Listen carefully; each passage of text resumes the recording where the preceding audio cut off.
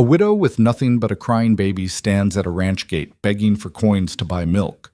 The cold-eyed rancher is seconds from turning her away when his daughter, silent for months since her mother's death, suddenly speaks. "Don't send her away, Papa." What happens next will shatter every rule Ethan Cole lived by. A summer storm, a life or death night, and one whispered confession will transform three broken souls into something neither charity nor duty could ever create. Stay until the end to see how a request for milk became a battle for belonging. Like this video and comment your city so I can see how far this story travels. The heat pressed down on the Kansas prairie like a physical weight, shimmering in waves that made the horizon dance and blur. Dust devils spun lazily across the open grassland, and the few trees that had managed to take root stood stark and alone against the bleached summer sky. It was the kind of heat that made men irritable and animals listless, the kind that sucked moisture from everything it touched and left the earth cracked and thirsting. Eliza Moore felt that heat burning through the thin fabric of her dress as she walked the final mile toward Redfield Ranch. Her boots, worn thin at the soles and splitting at one seam, raised small clouds of dust with each step. The bundle against her chest stirred and whimpered, and she adjusted the cloth wrapping to better shade her son's face from the relentless sun. "Hush now, Thomas," she whispered, though her throat was so dry the words came out cracked and rough. "Just a little farther." She'd been walking since dawn, and the sun was now high overhead, probably past noon. Her legs trembled with exhaustion, but she forced them to keep moving. The weight of her near-empty basket seemed to mock her. Inside were 3 eggs, carefully wrapped, and a small jar of preserves she'd made from the last of the wild berries she'd found near the creek. It wasn't much to trade, but it was all she had. The ranch appeared gradually through the heat shimmer. First the fence posts, dark against the pale grass, then the buildings themselves. Eliza had heard of Redfield Ranch even in her previous life, back when she'd had a different name and a different future.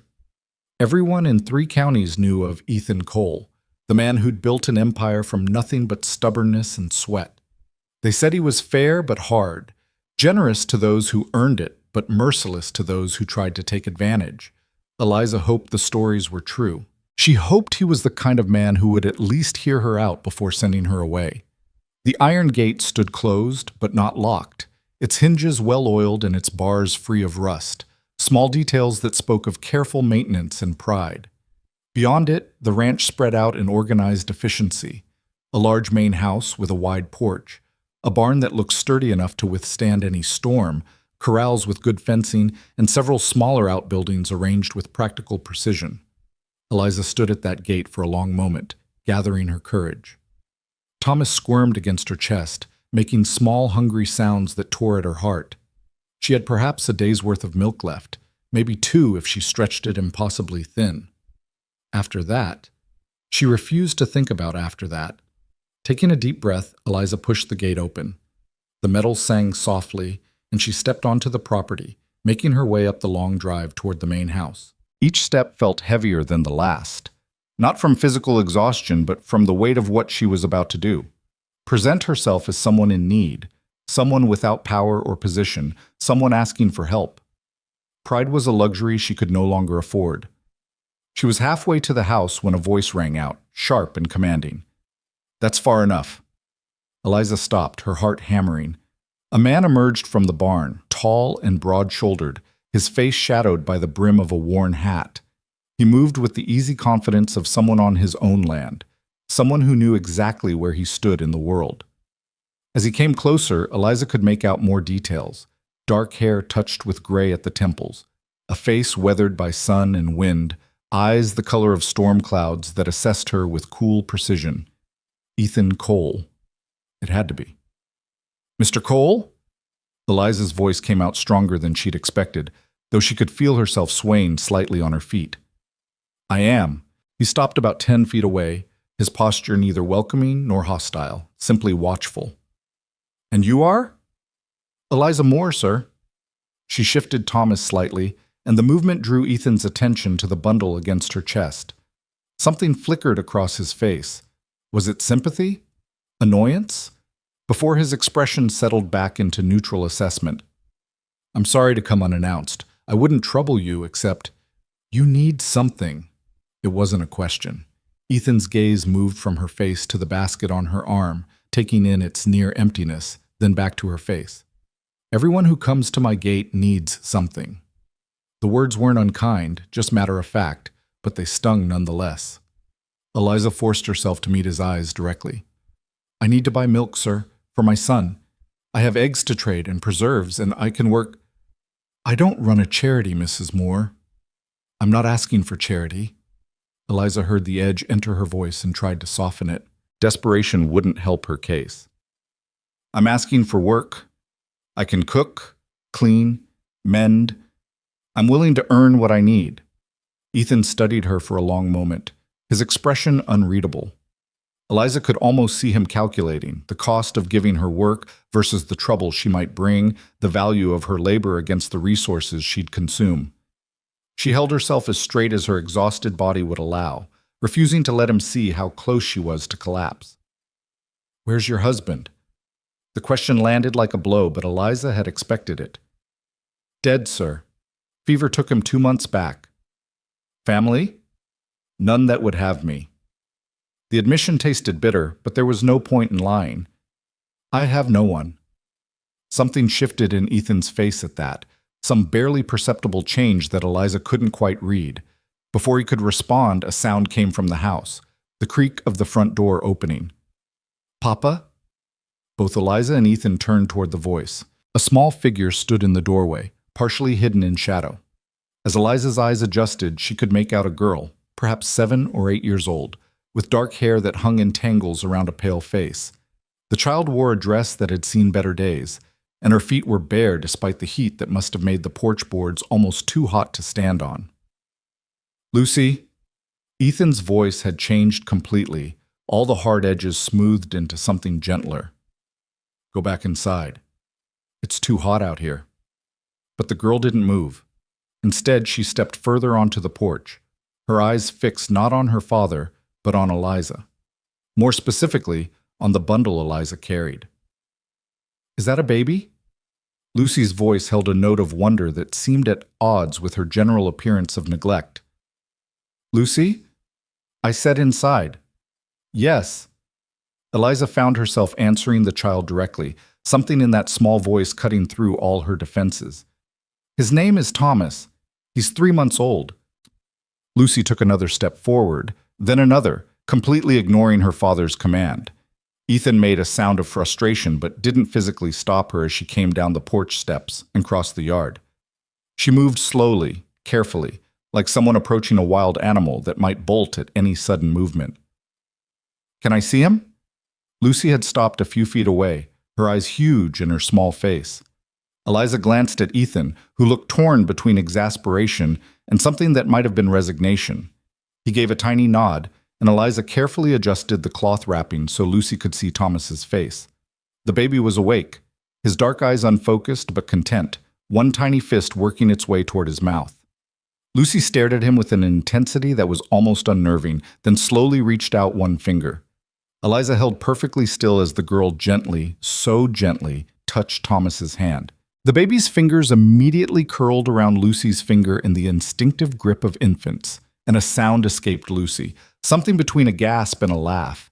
He's holding me, she whispered, and there was such pure delight in her voice that Eliza felt her throat tighten. He likes you. Eliza wasn't sure why she said it, maybe because the girl looked like she needed to hear it, looked like she'd been starved for any kind of warmth or connection. Lucy looked up at Eliza then, really looked at her, and Eliza saw something in those young eyes that struck her to the core, a loneliness that mirrored her own, a hunger for something that had nothing to do with food or shelter. Lucy, Ethan's voice was firmer now, let Mrs. Moore be. She's hot and tired, and we haven't even offered her water. The words were a dismissal, but there was something different in his tone now. Lucy reluctantly released Thomas's hand and stepped back, but her eyes never left Eliza's face. Ethan moved closer, and now Eliza could see the lines around his eyes, the weariness that lived in them despite the strength of his bearing. You look like you're about to fall over, he said bluntly. Come up to the house. At least get some water in you before we discuss anything else. It wasn't the agreement she'd hoped for, but it was something. Eliza nodded, not trusting her voice, and followed Ethan toward the house. Lucy walked beside her, so close their shoulders almost touched, stealing glances at Thomas every few seconds. The porch provided blessed relief from the sun, and the inside of the house was cooler still, the thick walls and shuttered windows keeping the worst of the heat at bay. Eliza's eyes took a moment to adjust to the dimmer light, and when they did, she found herself in a large main room that served as both kitchen and living area. The space was clean but Spartan, functional without being comfortable. A long table dominated the center of the room, its surface scrubbed but unadorned. The kitchen area showed signs of regular use but lacked any personal touches. No curtains on the windows, no decorative items on the shelves, no warmth beyond basic necessity. "Sit." Ethan gestured to one of the chairs at the table. Eliza sank into it gratefully, her legs nearly giving out with relief. She set her basket on the floor and adjusted Thomas, who was starting to fuss. Ethan moved to the water pump at the counter, working the handle until clear water gushed into a tin cup. He brought it to Eliza, and she drank deeply, the cool liquid the most wonderful thing she'd tasted in days. He filled the cup twice more, and she drank both helplessly, her body crying out for the moisture it had lost in the long walk under the merciless sun. Lucy had positioned herself in a chair right next to Eliza, her eyes still fixed on Thomas with that same unnerving intensity. The baby had begun to cry in earnest now, the hungry wail that Eliza had come to dread because she had so little to give him. "He's hungry," Lucy observed. "Yes." Eliza rocked Thomas gently, trying to soothe him even as her own anxiety spiked. She had maybe one more feeding's worth of milk back in the small room she'd been staying in at the boarding house, if she could even call it that. The landlady had made it clear this morning that Eliza's credit had run out. If she didn't return with payment by evening, she and Thomas would be locked out. Ethan was watching her with that same assessing gaze, and Eliza could feel the heat of shame creeping up her neck. She was being judged, measured, found wanting or sufficient. She wouldn't know which until he spoke. "How long since you've eaten?" he asked. The question surprised her. "I had some bread this morning." "That's not what I asked." Eliza pressed her lips together. "Yesterday. I ate yesterday." Ethan's jaw tightened, but he said nothing. Instead, he moved to the pantry and returned with a loaf of bread, some cheese, and a jar of what looked like apple butter. He set them on the table in front of Eliza with a knife and plate. "Eat." It wasn't a request. Eliza wanted to protest, wanted to maintain some dignity, but Thomas's cries were growing more frantic, and she knew she couldn't feed him properly if she herself was starving. With shaking hands, she cut the bread and cheese, spreading the apple butter with careful precision, trying not to appear too desperate even as her stomach cramped with hunger. The first bite was almost painful, her body reacting violently to the sudden influx of food after so long with so little. She forced herself to eat slowly, to chew thoroughly, while Thomas screamed against her chest, and Lucy watched everything with those two knowing eyes. "Papa," Lucy spoke suddenly, her voice quiet but clear. "She needs milk. For the baby." "I know that, Lucy. So we should give her some. We have lots. It's not that simple." "Why not?" There was no challenge in Lucy's tone, just genuine confusion. "We have it. They need it. That's simple." Ethan looked at his daughter with an expression Eliza couldn't quite read, frustration mixed with something that might have been pride or pain or both. "Lucy, go check on the chickens. Make sure they have enough water." "But now, please." Lucy's face fell, but she slid off her chair without further argument. She cast one last longing glance at Thomas before slipping out the back door, leaving Eliza alone with Ethan and a screaming baby. The silence after Lucy left was heavy, broken only by Thomas's cries. Eliza finished the bread and cheese quickly, her body demanding the fuel even as her mind raced through possibilities and plans. She had to convince this man to help her, had to find some way to make herself useful enough that he'd take a chance on her. "Mrs. Moore?" Ethan's voice cut through her thoughts. He'd taken a seat across from her, his large hands folded on the table. "I'm going to be direct with you because I don't believe in wasting time. You show up here with a baby and nothing else, asking for work. That tells me you're desperate, which means you're either running from something or running towards something. Either way, it usually means trouble.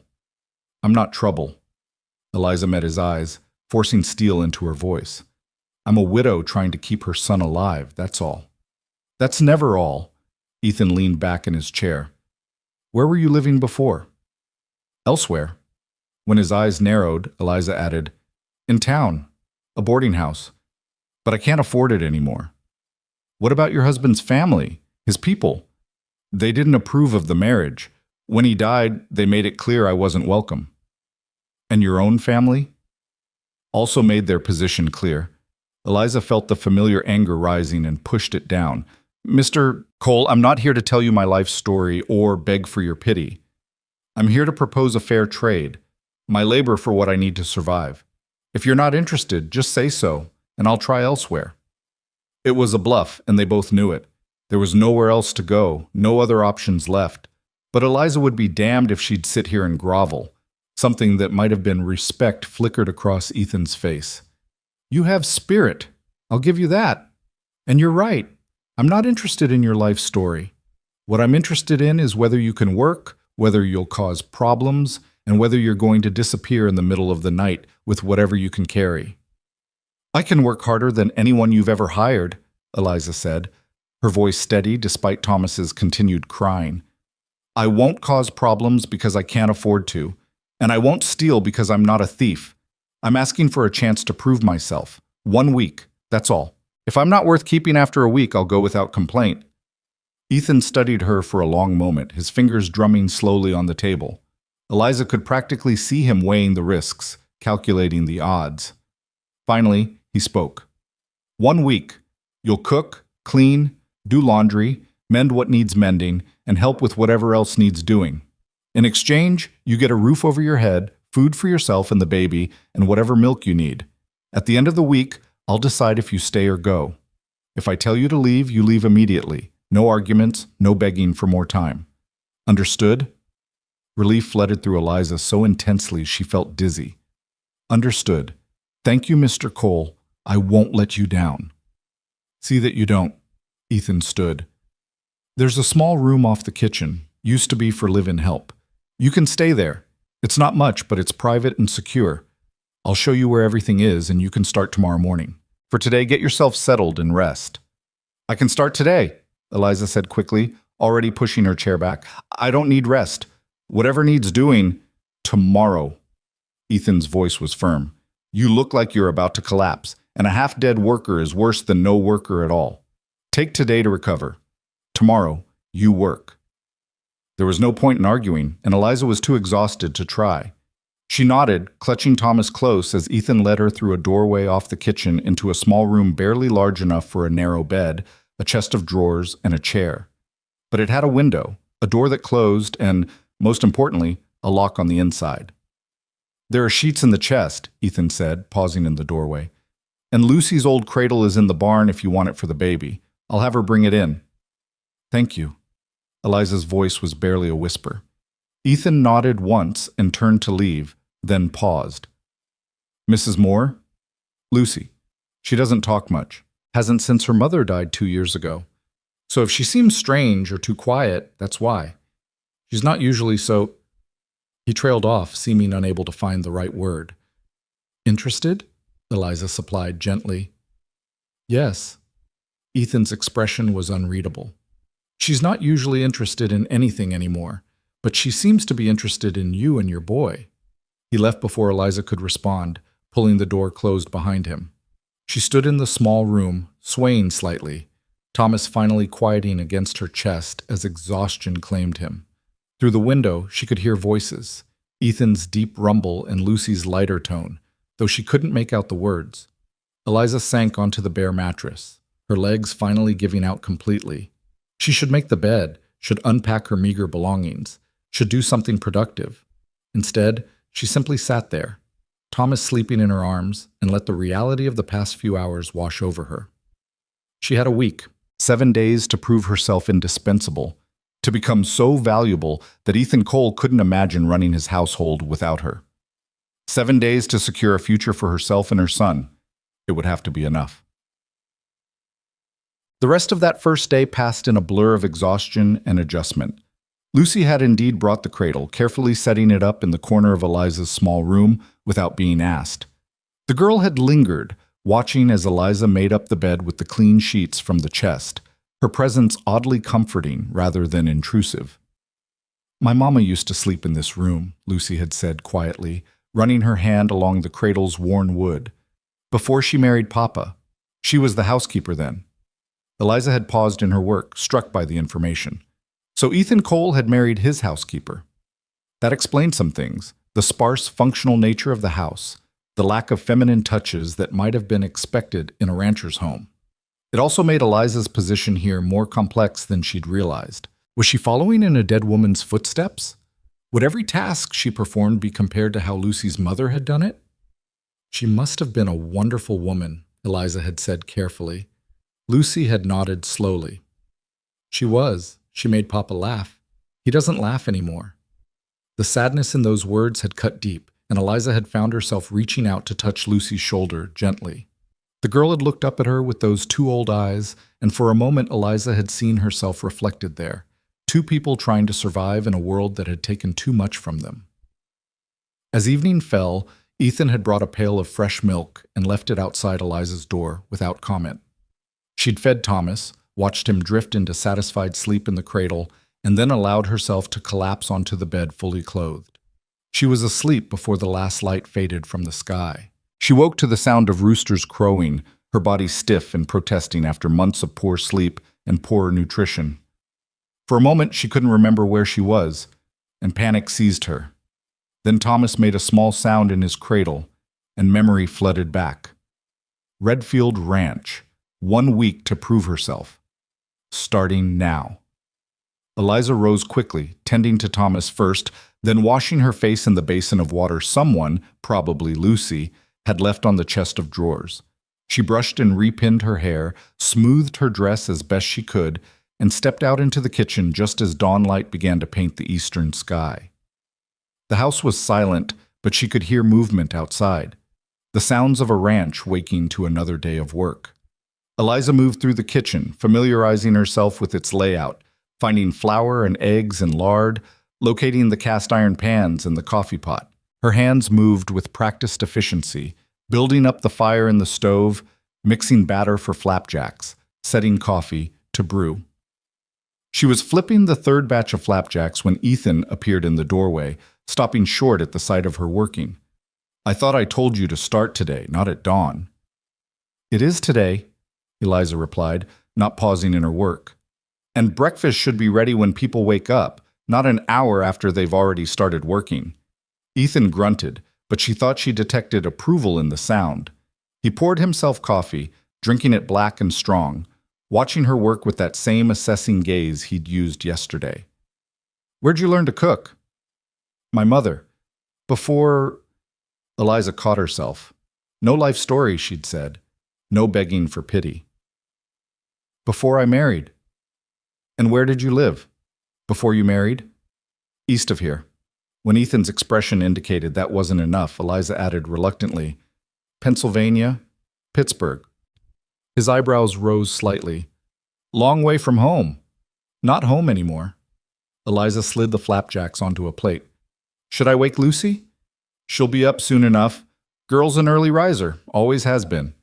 Ethan took the plate she offered, studying the food with what looked like suspicion. "These look good."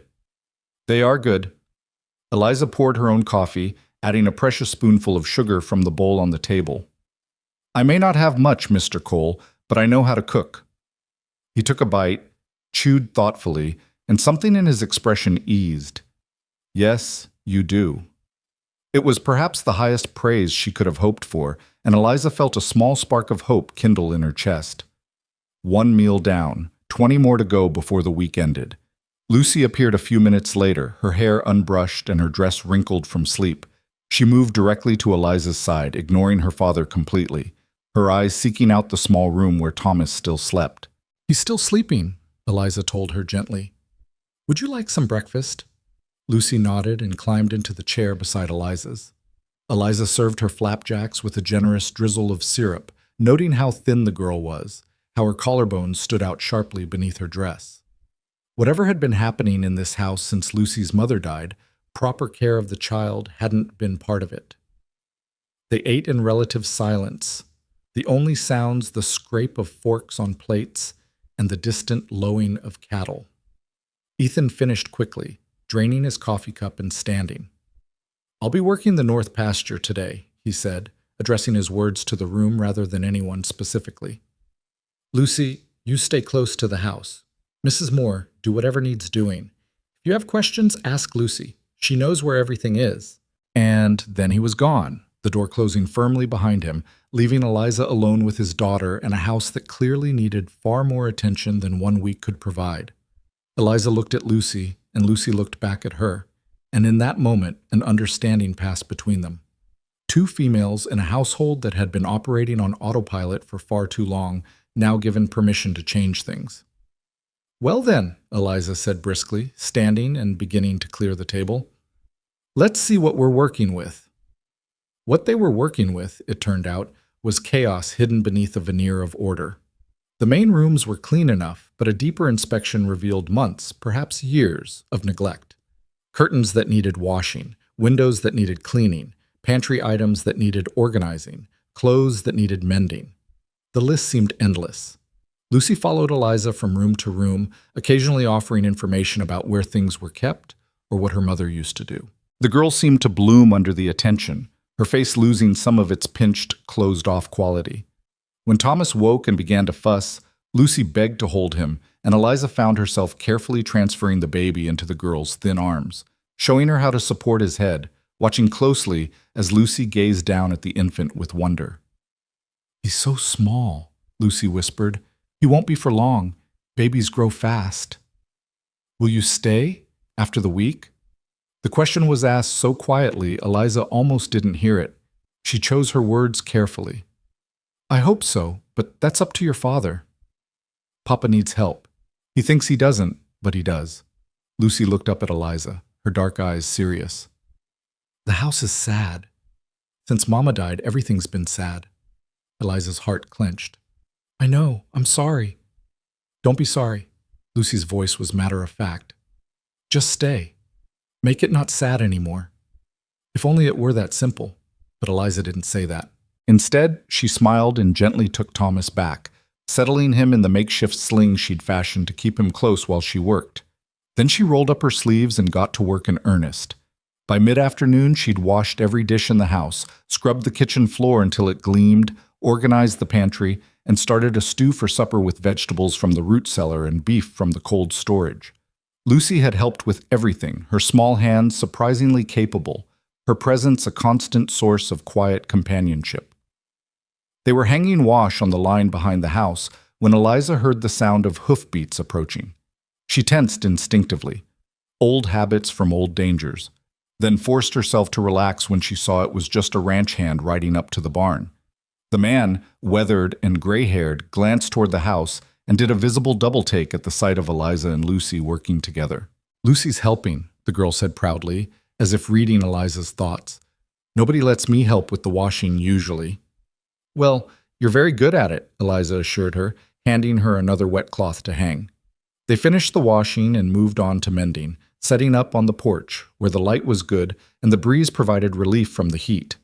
Eliza had found a basket full of clothes that needed attention, missing buttons, torn seams, frayed hems. She set to work while Lucy played quietly nearby, occasionally bringing Thomas back to Eliza when he needed feeding or changing. It was peaceful, almost dangerously so. Eliza had learned not to trust peace, had learned that it was usually the prelude to something breaking, something going wrong. But for this moment, with the late afternoon sun warm on her face and the rhythmic pull of needle through fabric, she allowed herself to simply exist without fear. The sound of a wagon approaching broke the spell. Eliza looked up to see a buckboard rolling up the drive, driven by an older woman with iron-gray hair and a dress so perfectly pressed it seemed impossible she'd been driving through prairie dust. Beside her sat a younger woman, perhaps Eliza's age, with blonde hair arranged in elaborate curls and a dress that belonged at a social gathering, not a working ranch. Lucy's entire body went rigid. "Papa's not going to like this." "Who are they?" Eliza asked, though she had a sinking feeling she already knew. Mrs. Winterton and her daughter Charlotte. They come sometimes. Papa sends them away. The wagon pulled up to the house, and the younger woman, Charlotte, stepped down with practiced grace, her eyes immediately finding Lucy on the porch. "Why, Lucy, dear, how lovely to see you. Doesn't she look adorable, Mother?" The words were syrupy sweet, but there was something calculating in Charlotte's eyes as they moved from Lucy to Eliza, taking in her worn dress, her simple appearance, her position on the porch with needle and thread. "Good afternoon," Eliza said evenly, setting aside her mending and standing. Thomas was asleep in his sling against her chest, and she kept one hand on him protectively. "And who might you be?" Mrs. Winterton's voice was sharp despite her smile. "Eliza Moore, ma'am. I'm the new housekeeper." "Housekeeper!" Charlotte's laugh was like wind chimes, bright and false. "Why, I didn't know Ethan was looking for help. How wonderful! When did you start?" "Yesterday." Eliza saw no point in elaborating. "Well?" Mrs. Winterton stepped onto the porch uninvited, her eyes cataloging everything, the wash on the line, the mending basket, Eliza herself. "Is Mr. Cole at home?" "He's working the north pasture, ma'am." "Then we'll just have to wait for him, won't we?" Mrs. Winterton settled herself in one of the porch chairs as if she owned it. "Charlotte, dear, come sit. We haven't had a proper visit with dear Lucy in weeks." But Lucy had already disappeared, slipping away so quietly that Eliza hadn't even noticed her go. Charlotte's smile tightened. "Such a shy little thing, nothing like her mother. Surely you remember Sarah, Mother? So vivacious, so full of life." "Indeed." Mrs. Winterton's gaze was fixed on Eliza. "Tell me, Mrs. Moore, it is Mrs., isn't it? What brings you to Redfield Ranch? It's rather unusual for a woman with an infant to take a position so far from civilization." The implication hung in the air like smoke. Eliza met the older woman's eyes steadily. "I needed work, and Mr. Cole needed help. It seemed a good fit." Mrs. Winterton's expression suggested she found this explanation entirely insufficient. "And your husband? Where is he?" "Dead, ma'am." "How tragic." Charlotte's voice dripped false sympathy. "You poor thing, left all alone with a baby. How did he die, if you don't mind my asking?" "Fever. And you have no family to help you?" "No, ma'am." "How dreadful." Mrs. Winterton's tone suggested she was thoroughly enjoying this interrogation. "Well, I'm sure Mr. Cole is being generous in taking you in. He's always been too kind-hearted for his own good. Why, after Sarah died, we thought he'd work himself to death. Didn't we, Charlotte?" "Oh yes, Mother, it was terribly sad. Such a loss for both Ethan and poor little Lucy." She preferred Sarah to Sarah, actually. The voice came from behind them. Ethan stood at the bottom of the porch steps, his face unreadable, but his eyes cold. "My wife preferred to be called Sarah, not Sarah. She was very particular about that." Mrs. Winterton's smile didn't waver, but something brittle entered her expression. "Of course, Ethan. My apologies. We simply stopped by to check on Lucy, I'm sure." Ethan moved past them onto the porch, his boots leaving dusty prints on the boards Eliza had scrubbed that morning. "As you can see, she's fine. Mrs. Moore, is there coffee?" It took Eliza a moment to realize he was asking her to provide an excuse for him to go inside. "Yes, sir. Fresh pot just made." "Good." Ethan opened the door, glancing back at the two women. "I'm sure you ladies have other visits to make. Don't let me keep you." It was a dismissal so clear that even Mrs. Winterton couldn't ignore it. She rose with stiff dignity, Charlotte following suit. "Well, it was lovely to see you, Ethan, and you, Mrs. Moore. I'm sure we'll be seeing much more of you."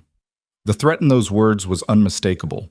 Eliza said nothing, simply nodded politely as the two women climbed back into their wagon and drove away, Mrs. Winterton's back ramrod straight with offense. When they were gone, Ethan let out a long breath and turned to Eliza. "I apologize for that.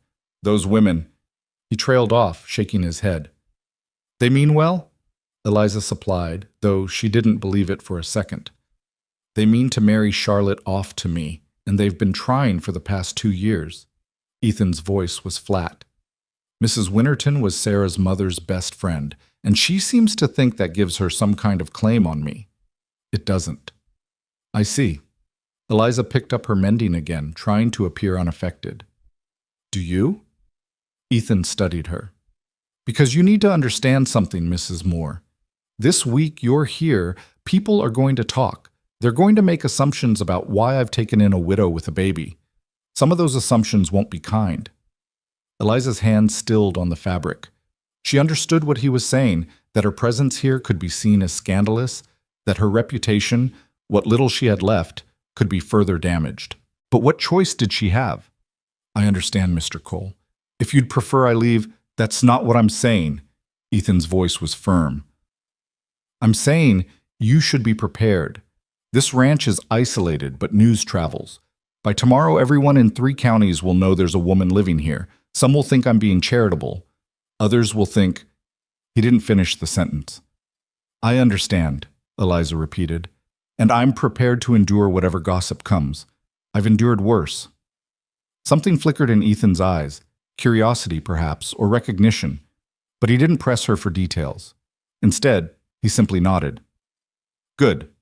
Then we understand each other. Now, where's Lucy? She disappeared when the Wintertons arrived. Ethan's jaw tightened. She does that. Charlotte makes her uncomfortable.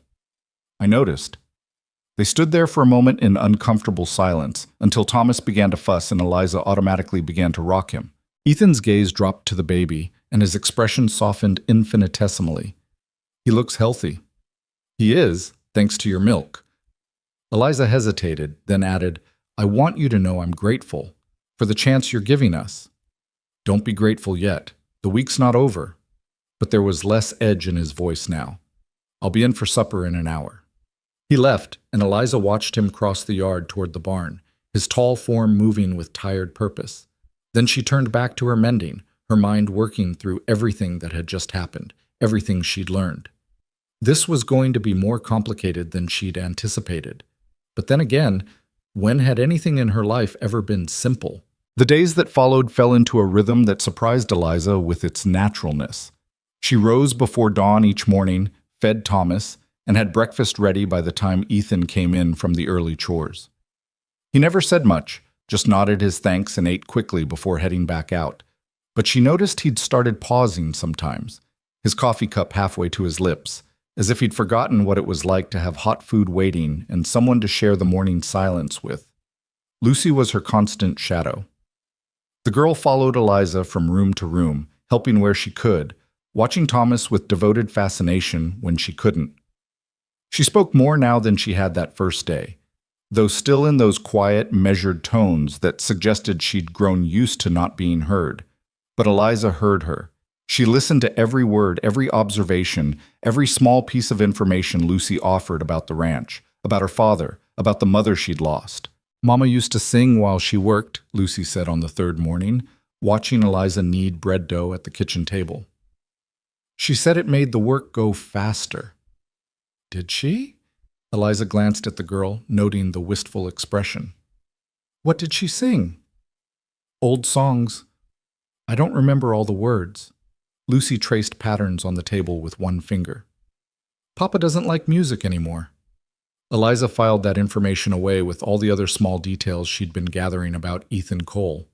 He was a man who'd locked parts of himself away after his wife's death, who functioned but didn't live, who provided for his daughter's physical needs while somehow missing the deeper ones. It wasn't her place to judge him for it. Grief did strange things to people. She knew that better than most, but it made her heart ache for Lucy, who'd lost both parents in a way, one to death and one to sorrow. By the 4th day, the house had been transformed. Every surface gleamed, every window sparkled, every piece of fabric had been washed and mended and put in its proper place. Eliza had found flowers growing wild near the creek and brought them inside, arranging them in jars on the windowsills. It was a small touch, but it softened the austere functionality of the space, made it feel less like a place where people simply existed and more like somewhere they might actually live. Ethan noticed. She saw him pause in the doorway that evening, his eyes moving around the kitchen, taking in the changes. He didn't comment, but something in his expression shifted, some of the hardness easing for just a moment before he caught himself and looked away. The ranch hands noticed too. There were 3 of them, weathered men who kept to themselves mostly, eating the lunches Eliza prepared and leaving their dishes in the designated spot without much conversation. But she'd caught them exchanging glances, seen the way they watched her when they thought she wasn't looking. Not with hostility exactly, but with a kind of wary curiosity, as if they were trying to figure out what she was doing here and how long she'd last. On the fifth morning, Eliza was hanging wash when she heard the sound of horses approaching at speed. Multiple riders, moving fast. Her hand stilled on the clothesline, and that old familiar fear spiked through her chest. She turned slowly, forcing herself to breathe, to appear calm even as her mind raced through possibilities. 4 horses came into view, their riders dressed in the kind of clothes that marked them as townspeople rather than ranchers. 3 men and a woman, all looking around the property with the same assessing gaze that made Eliza's skin crawl. The woman was younger than Mrs. Winterton, but cut from similar cloth, well-dressed, well-groomed, carrying herself with the confidence of someone who'd never worried about where her next meal was coming from. "Good morning," the woman called out, her voice carrying across the yard. "Is Mr. Cole available?" Eliza dried her hands on her apron, walking slowly toward the visitors. Lucy had appeared on the porch, and Eliza could feel the girl's tension even from a distance. "He's working, ma'am. Can I help you?" "And you are?" One of the men spoke this time, his tone hovering somewhere between curious and condescending. "The housekeeper." "Ah, yes, we'd heard rumors." The woman's smile was sharp. "I'm Mrs. Patricia Hendricks, and these are my brothers, Thomas, James, and Robert Hendricks. We own the feed store in town, among other properties. We like to know our neighbors." The unspoken message was clear. They liked to know about their neighbors, liked to gather information and assess whether newcomers were suitable or suspicious. Eliza had encountered people like this before, people who wore their respectability like armor and wielded it like a weapon. "I'm Eliza Moore." "Mrs. Moore." Patricia's eyes dropped to Eliza's left hand, noting the absence of a ring. "You're a widow, I understand?" "Yes, ma'am." "How convenient that Mr. Cole should need a housekeeper just when you needed employment." Patricia's tone suggested she found it anything but convenient. "Tell me, Mrs. Moore, where did you work before coming here?" Eliza felt the trap in the question. Any answer would be checked, verified, used to either confirm or condemn her. "I wasn't working, ma'am. I was caring for my husband and then my son." "And before marriage?" "I lived with my family." "Where?" "Pennsylvania." "Pittsburgh?" Patricia's eyebrows rose. "My, that is a long way to travel. However did you end up in Kansas?" Each question was a needle, poking and prodding, trying to find the weak spots in her story. Eliza kept her expression neutral, her voice steady. "My husband wanted to go west. We came together." "And he died how quickly after arriving?" 6 months, ma'am." "Leaving you alone with a baby in a strange place. How tragic."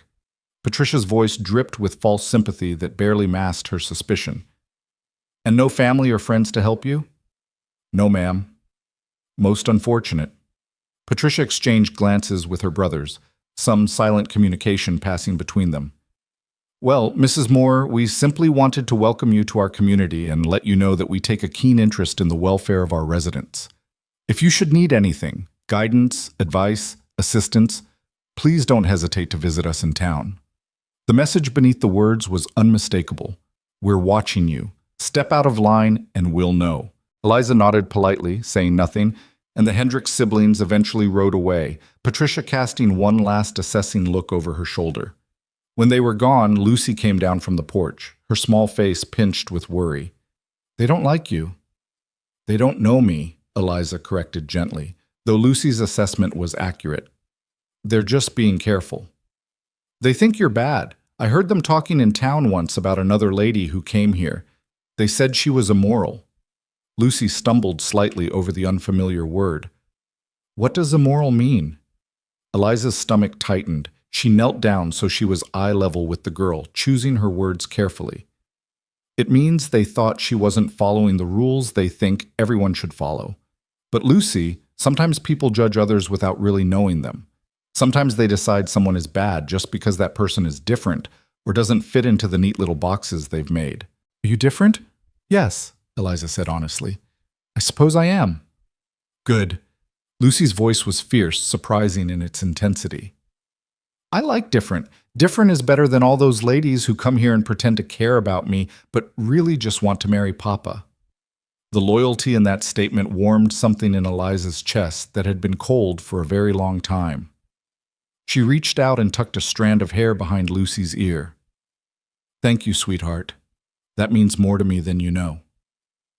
That evening, Ethan came in later than usual, his face drawn with exhaustion. Eliza had kept his dinner warm, and she set it in front of him without comment, pouring him coffee and then retreating to give him space. But he stopped her with a question. I heard the Hendricks came by today. Word traveled fast, apparently. Eliza turned back to face him. Yes, sir. They introduced themselves. What did they want? To assess whether I'm respectable, I imagine. Eliza kept her tone neutral. They asked questions about my background, my husband, how I came to be here. Ethan's jaw tightened. What did you tell them? The truth. That I'm a widow, that I needed work, that you needed help. And they didn't like that answer. No, sir. I don't believe they did. Ethan was quiet for a long moment, staring at his untouched food. When he finally spoke, his voice was rough. Patricia Hendricks has made it her mission to know everyone's business in this county. She considers herself the guardian of community morals, which really just means she enjoys judging people and spreading gossip. She and her brothers control a lot of the commerce in town, which gives them more power than they should have. I understand. Do you? Ethan looked up at her, his gray eyes searching her face. Because if you stay past this week, Mrs. Moore, you'll be dealing with people like the Hendricks for as long as you're here. They'll watch you, talk about you, make assumptions. It won't be easy. Eliza met his gaze steadily. I didn't come here expecting easy, Mr. Cole. I came here expecting to work hard and keep my son alive. Everything else is just noise. Something that might have been respect flickered in Ethan's expression. He nodded slowly, then finally picked up his fork and began to eat. Eliza turned back to the dishes, but she could feel his eyes on her back, thoughtful and assessing in a way that was different from the others. He wasn't trying to find her faults or confirm his suspicions. He was simply trying to understand who she was and whether she could weather the storms that were surely coming. The sixth day dawned hot and still, the kind of oppressive heat that made even breathing feel like work. Eliza was in the kitchen before sunrise, trying to get the bread baked before the temperature became unbearable. Lucy appeared early too, drawn perhaps by some instinct that told her today was important. Only one more day before Ethan would make his decision about whether Eliza could stay. They worked together in comfortable silence, Lucy setting the table while Eliza finished preparing breakfast. Thomas was content in his cradle, entertaining himself with the play of light and shadow on the ceiling. Everything felt suspended, waiting, as if the house itself was holding its breath. Ethan came in precisely at his usual time, but today he wasn't alone.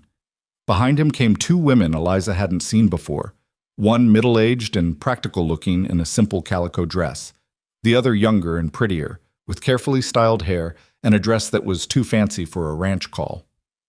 Mrs. Moore, Ethan said, his voice carefully neutral. This is Mrs. Sarah Harrison and her daughter, Miss Elizabeth Harrison. They're neighbors from the next ranch over. Ladies, this is Mrs. Eliza Moore, my housekeeper. The way he emphasized the word housekeeper was deliberate, establishing her position clearly. Eliza nodded politely, noting the way Elizabeth's eyes swept over her with barely concealed disdain, while Mrs. Harrison's gaze was more thoughtful, assessing without being obviously rude. How do you do? Mrs. Harrison said, her voice pleasant but reserved. We thought we'd stop by and welcome you properly. It's rare that we get new neighbors, and we like to extend our hospitality to newcomers. That's very kind of you, Eliza replied, aware that this was another test, another evaluation. Would you like some coffee? That would be lovely, thank you.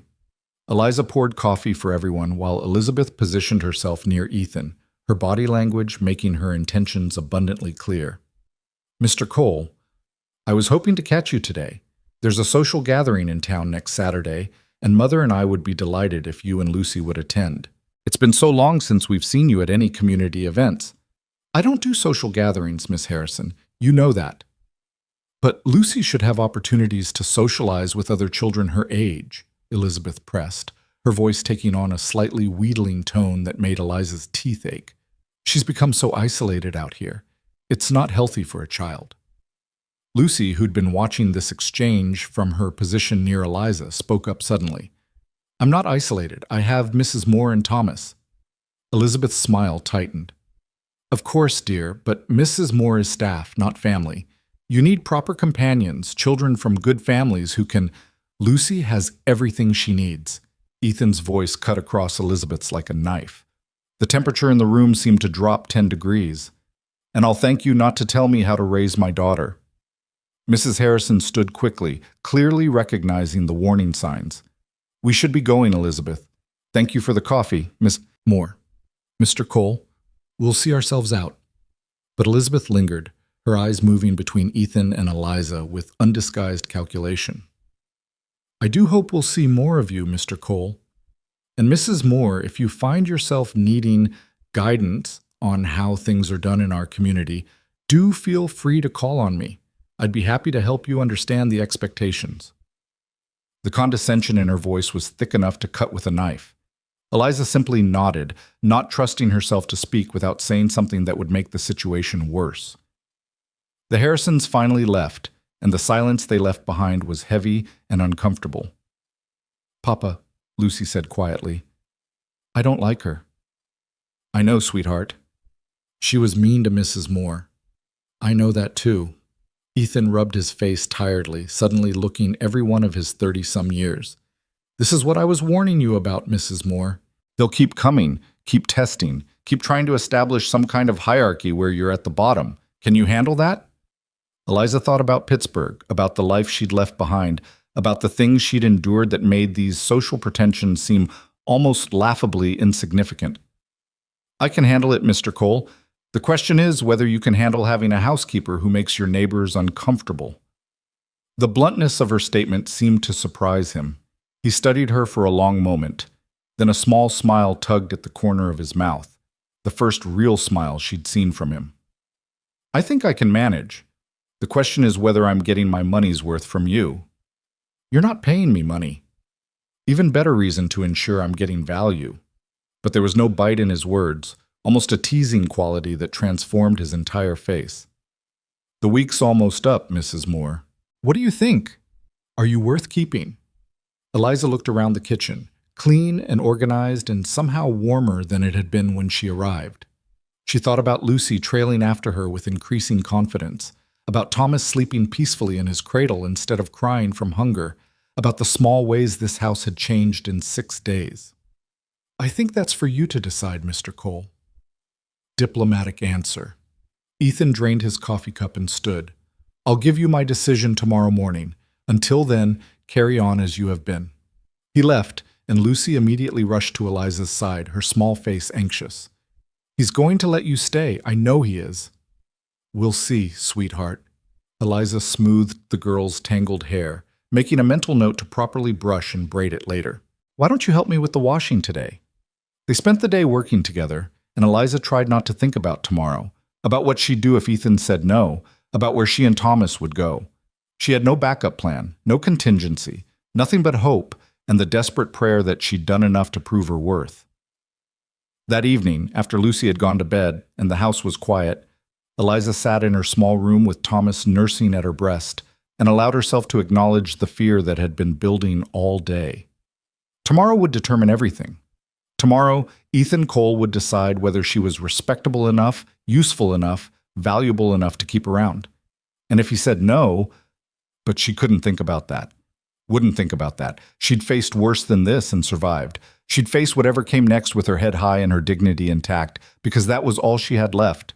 The 7th morning arrived with clouds building on the horizon, dark and heavy with the promise of rain. Eliza rose even earlier than usual, driven by nervous energy she couldn't contain. She prepared an elaborate breakfast, eggs and bacon, fresh biscuits, gravy, fried potatoes, putting all her skill into the meal, as if the quality of the food might somehow influence Ethan's decision. Lucy appeared just as Eliza was setting everything on the table, her eyes immediately finding Eliza's face and reading the anxiety there. "He'll say yes," the girl whispered fiercely. "He has to." But when Ethan came in, his expression was unreadable. He sat down, surveyed the spread before him, and began to eat methodically without saying anything. The silence stretched out, thick and suffocating, until Eliza thought she might scream just to break it. Finally, after what felt like hours but was probably only minutes, Ethan set down his fork and looked directly at her. "Sit down, Mrs. Moore." "Mrs." Eliza's heart hammered as she obeyed, taking the chair across from him. Lucy had frozen in place near the stove, her eyes wide and fixed on her father's face. "I've given your situation considerable thought," Ethan began, his tone formal and businesslike. "This week has been instructive. You're a good worker, probably the best housekeeper I could hope to find. Lucy has taken to you in a way she hasn't with anyone since her mother died. The house runs more smoothly than it has in 2 years. He paused, and Eliza held her breath, waiting for the but that was surely coming. "However," Ethan continued, and there it was, "keeping you on permanently is going to cause problems. You've already seen how people react to your presence here. The gossip will get worse, not better. People will make assumptions, say things that aren't true, possibly even take actions that could affect your reputation, and by extension, my business relationships." Eliza felt her hopes crumbling, but forced herself to keep her expression neutral. "I understand, Mr. Cole." "I'm not finished." Ethan's voice was firm. "I was going to say that despite all those concerns, I'm willing to offer you permanent employment here, not just for a week or a month, but for as long as you're willing to stay, and the arrangement works for both of us. You'll have your room, your board, milk for Thomas, and a small wage besides. In exchange, you'll continue doing what you've been doing, keeping the house, preparing meals, helping with Lucy when needed." The reversal was so sudden that Eliza couldn't process it for a moment. She stared at him, certain she'd misheard. You're saying I can stay?" "That's what I'm saying. Assuming you're willing to deal with everything that comes with it, the gossip, the judgment, the women like the Hendricks and the Harrisons who will try to make your life difficult." "I'm willing." The words burst out of Eliza before she could even think about them. "I'm absolutely willing. Thank you, Mr. Cole. You won't regret this. I promise I'll work harder than—" "You already work plenty hard," Ethan interrupted, and that small smile appeared again. "Just keep doing what you're doing. That's all I ask." Lucy let out a sound that was half laugh, half sob, and launched herself at Eliza, wrapping thin arms around her waist and burying her face against Eliza's side. "You're staying. You're really staying." Eliza's own eyes burned with tears she refused to let fall. She held Lucy close with one arm while looking at Ethan across the table. "Thank you," she said again, her voice thick with emotion. "You don't know what this means to us." "I think I have some idea." Ethan stood, his expression softening as he looked at his daughter clinging to Eliza. "Now, if you'll excuse me, I have work to do. And Mrs. Moore, welcome to Redfield Ranch. Officially." He left, and Eliza finally let the tears come, quiet and grateful, while Lucy held on to her as if she might disappear if the girl let go. Thomas chose that moment to wake and cry, and somehow that broke the tension, turned the tears to laughter as Eliza tended to him while Lucy danced around the kitchen, her joy infectious and pure. They had a home. After months of uncertainty, of fear, of constantly looking over her shoulder and wondering where the next meal would come from, Eliza finally had a place where she and Thomas could stay. It wasn't perfect. She knew the challenges ahead would be significant, that people would talk and judge and try to drive her away. But for now, in this moment, she let herself feel the overwhelming relief of having somewhere safe to be. The rest of that day passed in a blur of work and quiet celebration. The promised storm rolled in late in the afternoon, bringing with it a wall of rain that turned the world gray and liquid. Eliza watched it through the kitchen window while preparing supper, marveling at the violence of prairie weather, so different from the storm she'd known back east. Lucy was upstairs, supposedly organizing her room, but more likely playing with the rag doll Eliza had repaired for her. Thomas was napping, and the house was peaceful in the way that only a house can be during a rainstorm, sealed off from the world, warm and dry while chaos raged outside. Eliza was so absorbed in her thoughts that she didn't hear Ethan come in until he spoke. "Storm's getting worse." She turned to find him standing in the doorway, dripping wet despite having clearly made a run from the barn to the house. His hair was plastered to his head, and water pooled around his boots on the floor she'd so carefully cleaned. "You're soaked," she said, reaching for a towel from the stack by the wash basin. "Here." He took it with a nod of thanks, drying his face and hair with efficient movements. "Wind's picking up. I wanted to make sure all the animals were secured before it gets too bad." "Is it going to be bad?" "Could be. These summer storms can turn violent fast out here." Ethan glanced toward the stairs. "Where's Lucy?" "In her room. Should I get her?" "Not yet. She gets frightened during bad storms. Has ever since—" He stopped abruptly, but Eliza could fill in the blank. "Ever since her mother died." She wondered if Sarah had died during a storm, if that's what had created the association in Lucy's young mind. Thunder crashed overhead, close enough to shake the windows, and Eliza jumped despite herself. Ethan noticed, his eyes sharpening. "You're not fond of storms either?" "I'm fine with rain. It's the thunder that gets me." Eliza tried to smile, to make light of it, but another crack of thunder made her flinch again. "Come away from the window," Ethan said, his voice gentler than she'd ever heard it. "The center of the house is safest if things turn really bad." Eliza obeyed, moving to the table and busying herself with needless adjustments to the place settings. The storm raged outside, rain hammering against the walls like fists demanding entry. She thought of Thomas sleeping in his cradle and had to physically restrain herself from rushing to check on him for the 10th time. "Mrs. Moore," Ethan's voice cut through her spiraling anxiety. "Eliza." It was the first time he'd used her given name, and it snapped her attention to him immediately. He was watching her with an expression she couldn't quite read, not pity, but something close to understanding. "The house is solid. It's weathered worse than this. You're safe here." Safe. Such a simple word, but Eliza couldn't remember the last time she'd truly felt it. Even now, with walls around her and a roof over her head, and Ethan Cole standing there like an immovable pillar, part of her waited for disaster to strike, for everything to fall apart the way things always did. "Papa!" Lucy's voice rang out from upstairs, high and frightened. Both adults moved at once, but Ethan was faster, taking the stairs 2 at a time. Eliza followed, finding them in Lucy's room. The girl wrapped in her father's arms, her face buried against his chest while he murmured soothing words. "It's all right, sweetheart. Just noise. Just weather. Nothing's going to hurt you." But Lucy was beyond hearing him, lost in whatever memory or fear had been triggered by the storm.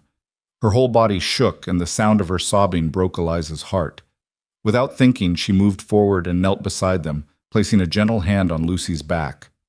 "Lucy," she said softly, "can you hear me?" The girl's sobbing hitched, and she turned her head slightly, enough to see Eliza through her tears.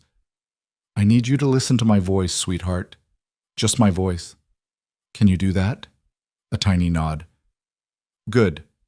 Now, I want you to breathe with me in—" Eliza drew in a deep, exaggerated breath. And out." She released it slowly. "Can you try?"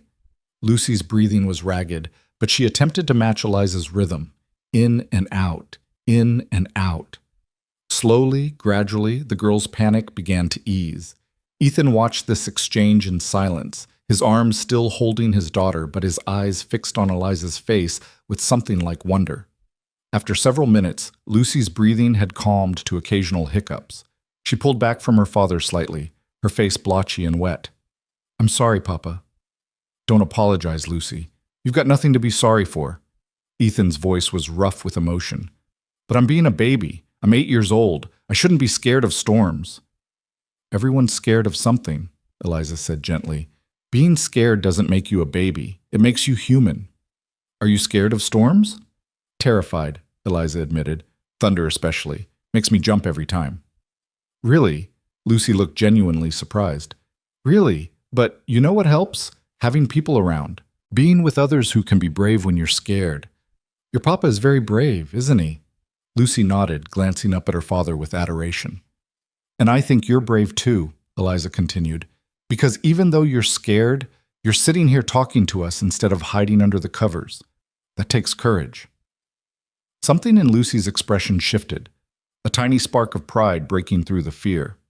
She leaned against Eliza, and Eliza wrapped an arm around her, the three of them forming a small circle of warmth and safety while the storm raged outside. They stayed like that for a while, until Lucy's eyes began to droop with exhaustion.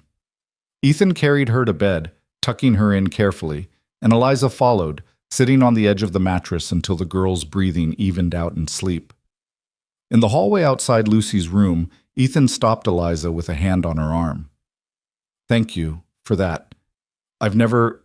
She's never responded to anyone like that when she's scared. She just needed someone who understood," Eliza said simply. "You can't logic away fear. You can only breathe through it." "How did you know to do that? The breathing?" Eliza hesitated, then decided honesty was warranted. "I've had my share of panic. I learned what works." Ethan studied her face in the dim light of the hallway.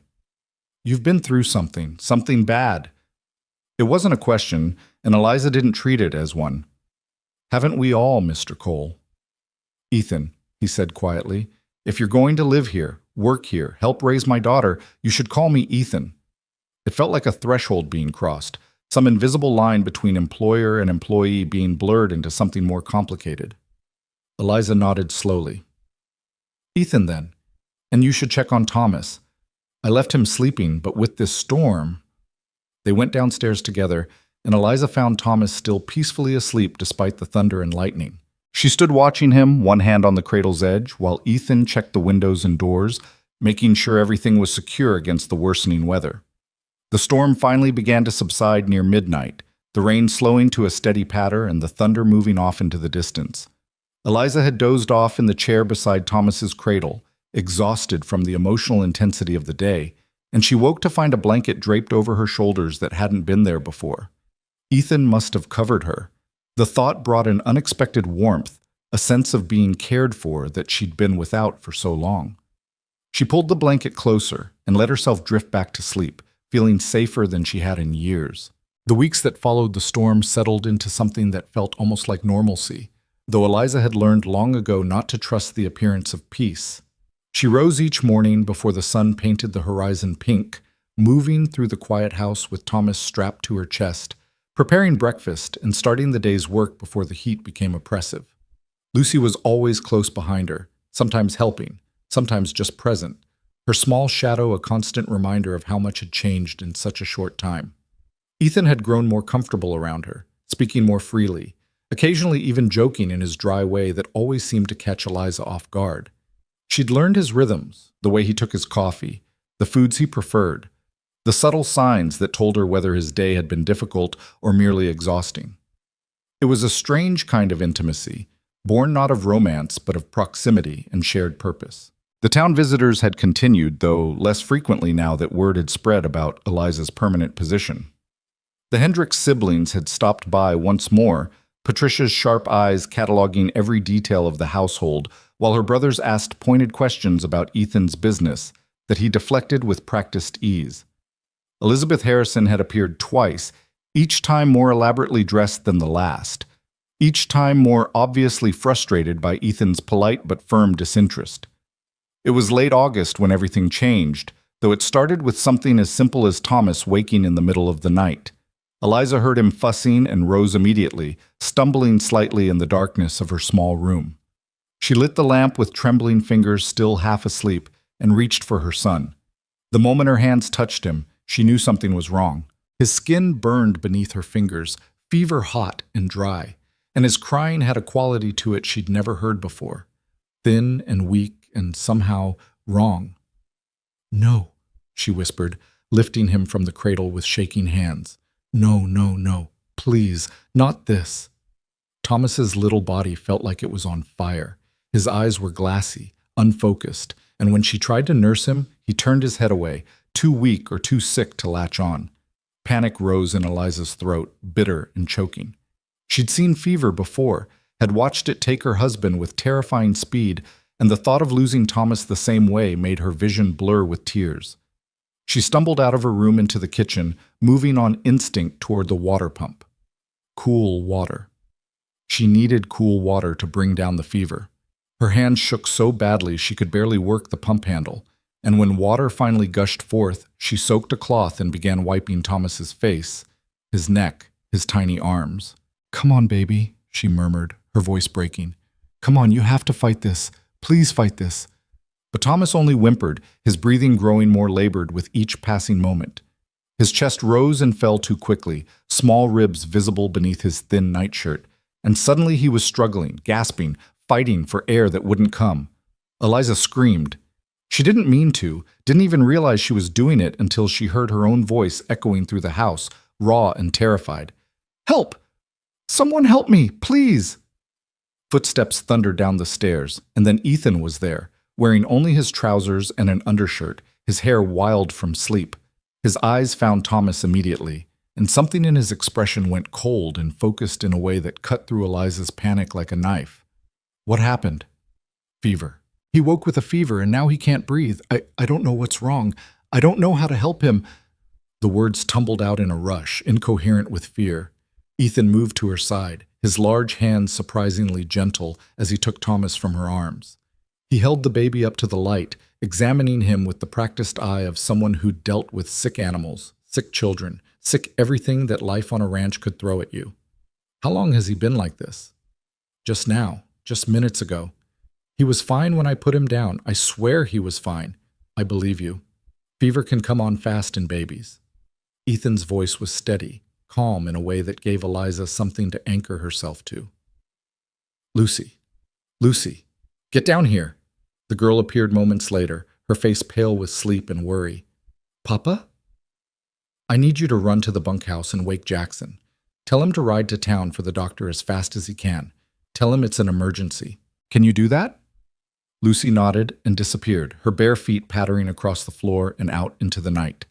Ethan turned back to Eliza, still holding Thomas, whose breathing had become even more ragged and shallow. "Get me more cold water and whiskey if we have any." Eliza's hands were still shaking, but she obeyed, moving on autopilot while her mind screamed that this couldn't be happening, that she couldn't lose Thomas, that he was all she had left in the world. She brought the water and found a bottle of whiskey in the back of the pantry, setting both on the table where Ethan had laid Thomas on a clean cloth. "What are you going to do?" Her voice came out high and thin, barely recognizable as her own. "Try to break the fever. Keep him breathing." Ethan soaked another cloth in the cold water and began wiping down Thomas's body with methodical precision. "Talk to me, Eliza. Keep talking. Tell me about his day. What was he like earlier?" The use of her first name, the command to speak, gave her something to focus on besides the terror threatening to consume her. "He was fine. Happy. He smiled at Lucy during supper. He nursed well before bed. There was no sign of anything wrong.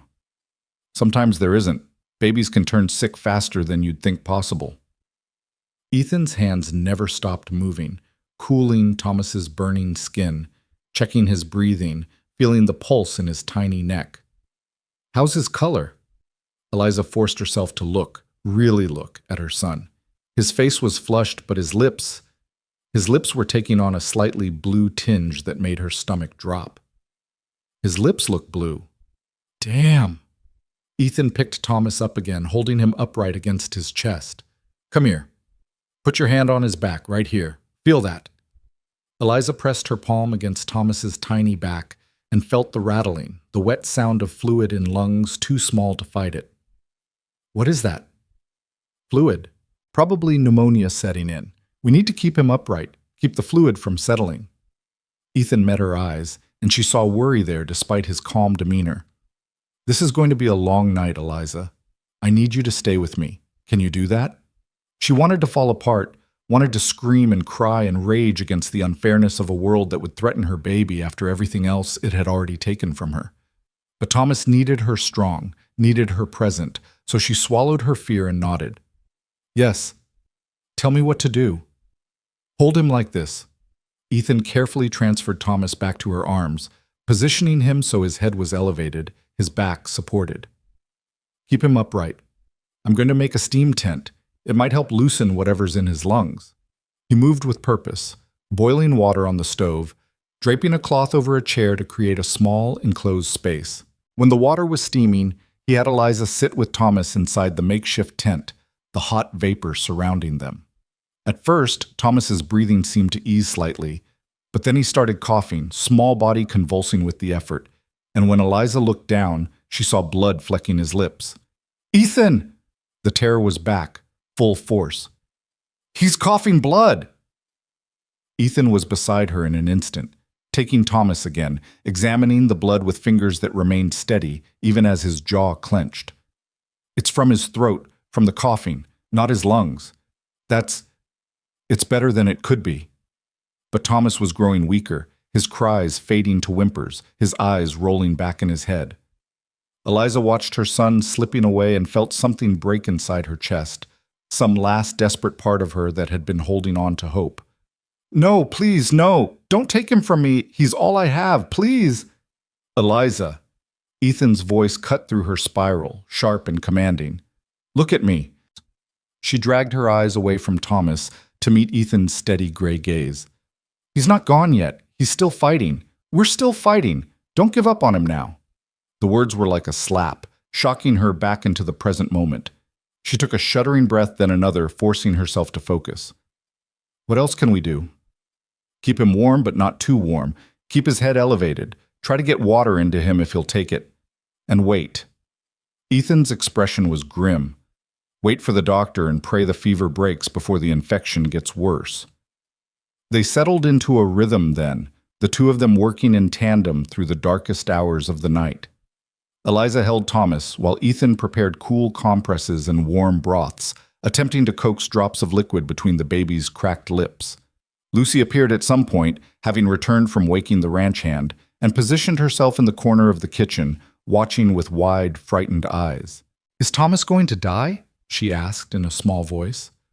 "No," Eliza said fiercely before Ethan could respond with something more measured.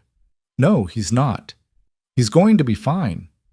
Lucy came closer, reaching out to touch Thomas's hand with one finger. "He's so hot." "I know, sweetheart. When Mama got sick, she got hot too, and then she—" Lucy's voice trailed off, but they all knew how that sentence ended. Ethan's expression tightened with old pain, but he kept his voice gentle. "Lucy, this is different. Thomas is strong, and we caught it early. Why don't you go get some rest? There's nothing you can do here. I want to stay, in case he needs me." No one argued with her. Lucy curled up in a chair near the stove, her eyes fixed on Thomas with an intensity that spoke of old trauma being relived. Eliza wanted to comfort her, wanted to say something reassuring, but she had no comfort to give. All her attention was focused on her son, on the shallow rise and fall of his chest, on the terrible heat emanating from his small body. The hours crawled past with agonizing slowness. The whiskey Ethan had mentioned was used to cool Thomas's skin, the sharp scent of it mixing with the steam from the tent and the metallic smell of blood from his coughing. Outside, false dawn began to lighten the sky, but there was no sign of Jackson returning with the doctor. "Where is he?" Eliza asked, trying to keep the desperation out of her voice. "He should be back by now. Town's a good hour ride, even at full speed. Doctor has to get his bag, saddle his horse. It takes time." But Ethan's eyes kept drifting to the window, and Eliza could see the same worry she felt reflected in his face. Thomas's breathing had gotten worse, each breath a wet rattle that made Eliza's stomach churn. His fever showed no signs of breaking, and he'd stopped responding entirely to their attempts to rouse him. He lay limp in Eliza's arms, his small face waxy and gray, and she could feel him slipping away despite everything they were doing. "Come on, baby," she whispered, rocking him gently. "Come on, stay with me. Please stay with me."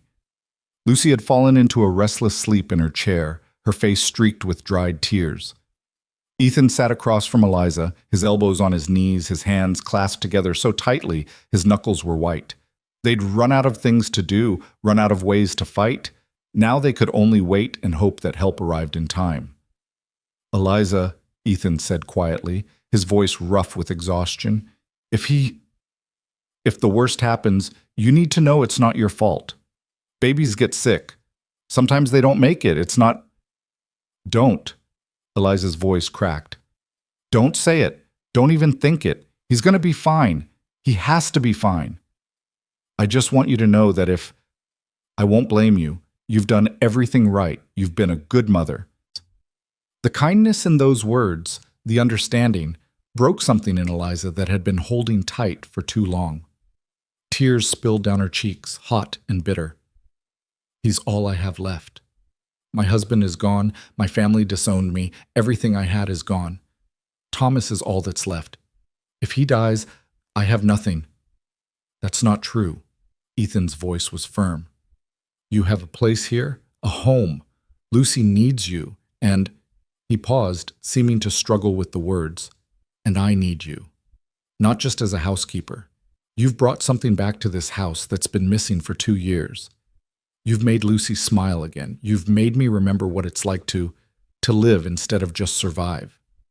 Eliza stared at him through her tears, unable to process what he was saying, unable to think about anything except the dying child in her arms. But some part of her heard the words, filed them away for later, when she might be able to examine what they meant. The sound of hoofbeats outside broke the moment. Ethan was on his feet instantly, moving to the door and flinging it open. Jackson was there, mud-splattered and breathing hard, and beside him was an older man with a black bag. The doctor finally arrived. "Where is he?" the doctor asked, not bothering with pleasantries. "Here." Eliza held Thomas out with trembling arms. "Please help him, please." The doctor, Dr. Morrison, she learned later, took Thomas with practiced hands, carrying him to the table and laying him down in the lamplight. His examination was quick and thorough, his expression grave as he listened to Thomas's labored breathing, checked his fever, looked at the blood-flecked foam around his mouth. "Pneumonia," he confirmed grimly. "Advanced. The boy's in trouble." "Can you help him?" Eliza could barely force the words out. "I can try. But I won't lie to you, Mrs. Moore. He's very sick. The next few hours will tell us whether he's strong enough to fight it. Dr. Morrison opened his bag, pulling out bottles and instruments. "I need boiling water, clean cloths, and someone to hold him steady." They all sprang into action. Ethan boiled water while Eliza gathered every clean cloth she could find. The doctor prepared something in a small bottle, medicine, he said, though he didn't specify what kind, and managed to get drops of it between Thomas's lips. Then came the worst part, lancing the baby's tiny arm to drain what the doctor called bad humors, though Eliza suspected he was simply following old practices that might or might not help. Thomas barely reacted to the pain, too far gone to fight, and that terrified Eliza more than anything. She held his other hand, murmuring to him constantly, willing him to feel her presence, to know that she was there and wouldn't let him go without a fight. Lucy woke during the doctor's ministrations and crept to Eliza's side, slipping her small hand into Eliza's free one. They stood together, the woman and the girl, watching the doctor work, watching Thomas struggle for each breath, waiting to see if love and medicine would be enough to save him.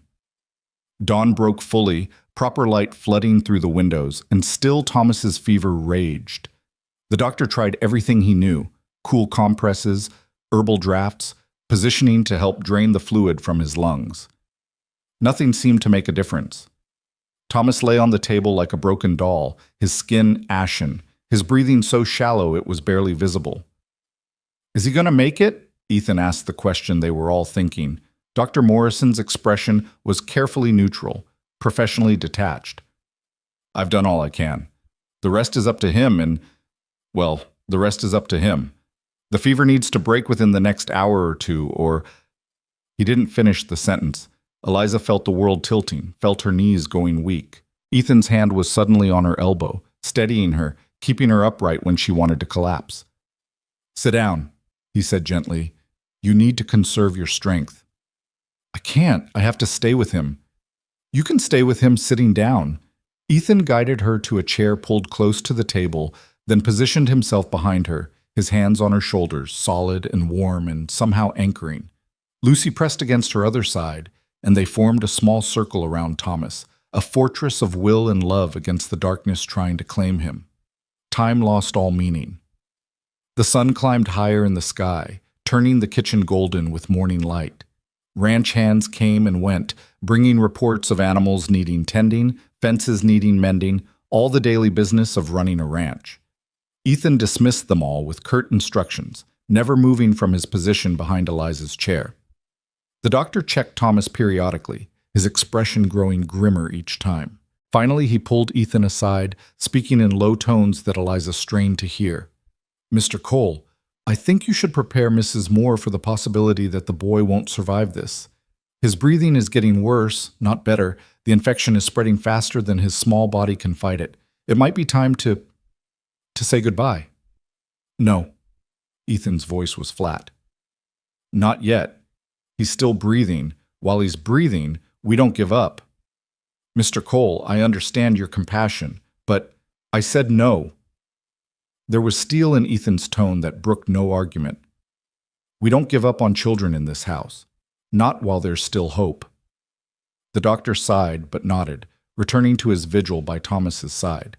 Eliza heard the exchange and felt something shift in her chest, some last barrier between her and Ethan crumbling. He was fighting for Thomas as fiercely as she was, treating her son as if he mattered, as if his life had value beyond being just another statistic in a hard world. Another hour passed, then another. Thomas's breathing grew so shallow that Eliza had to lean close to hear it at all. His lips were blue, his fingernails dusky, all signs that his body was failing despite their desperate efforts. Eliza held his hand, feeling how cold it had become despite the fever, and began to say goodbye in her heart even as her lips continued to murmur encouragement. "I love you," she whispered. "I love you so much, baby. You're the best thing that ever happened to me. If you need to go, if it's too hard to stay, I'll understand. But please, if you can fight just a little longer." Lucy sobbed quietly against her side. Ethan's hands tightened on her shoulders. The doctor checked Thomas's pulse again and shook his head slowly, the gesture of a man who'd seen this too many times before. And then, just when Eliza had resigned herself to the worst, Thomas coughed. It was a real cough, strong and productive, and when Eliza looked down, she saw him expelling thick yellow fluid from his mouth. His eyes fluttered, opened briefly, found her face. "Mama?" he whispered, the first real word he'd ever spoken, emerging at the moment closest to death. "I'm here, baby. Mama's here." Thomas coughed again, harder this time, bringing up more of the infection that had been strangling his lungs. His breathing eased, just slightly, but it was noticeable. The blue tinge around his lips faded incrementally, and when the doctor pressed his hand to Thomas's forehead, his expression changed from grim acceptance to cautious hope. "The fever's breaking," Dr. Morrison said, wonder creeping into his professional tone. "I'll be damned. The fever's actually breaking." Eliza couldn't speak, couldn't breathe, could only stare at her son as color slowly returned to his face. Thomas coughed a few more times, clearing his airways, and then, miracle of miracles, he began to cry. A real cry, strong and indignant. The cry of a baby who was sick but no longer dying. "Oh, thank heavens," Lucy breathed, squeezing Eliza's hand so hard it hurt. Ethan's hands on Eliza's shoulders trembled slightly, the only sign of how worried he'd been. "He's going to make it." "It appears so." The doctor was checking Thomas more thoroughly now, listening to his breathing, examining his color. "He's not out of danger yet. The infection is still there, and he'll need careful nursing for the next few days. But the crisis has passed. He's fighting back." Eliza finally let herself cry, deep sobs of relief that shook her entire body. She gathered Thomas into her arms, holding him close while he wailed his displeasure at being poked and prodded and generally miserable. But his cries were the most beautiful sound she'd ever heard, because they meant he was alive, he was going to survive. Lucy wrapped her arms around both of them, crying too, and Eliza felt Ethan's hand on her head, a brief touch that communicated more than words could. They'd fought together through the darkest hours, and they'd won. Thomas would live. The days following Thomas's fever were a blur of exhaustion and vigilance. Dr. Morrison had left detailed instructions and promised to return in 3 days to check on the baby's progress. But the weight of responsibility fell squarely on Eliza's shoulders.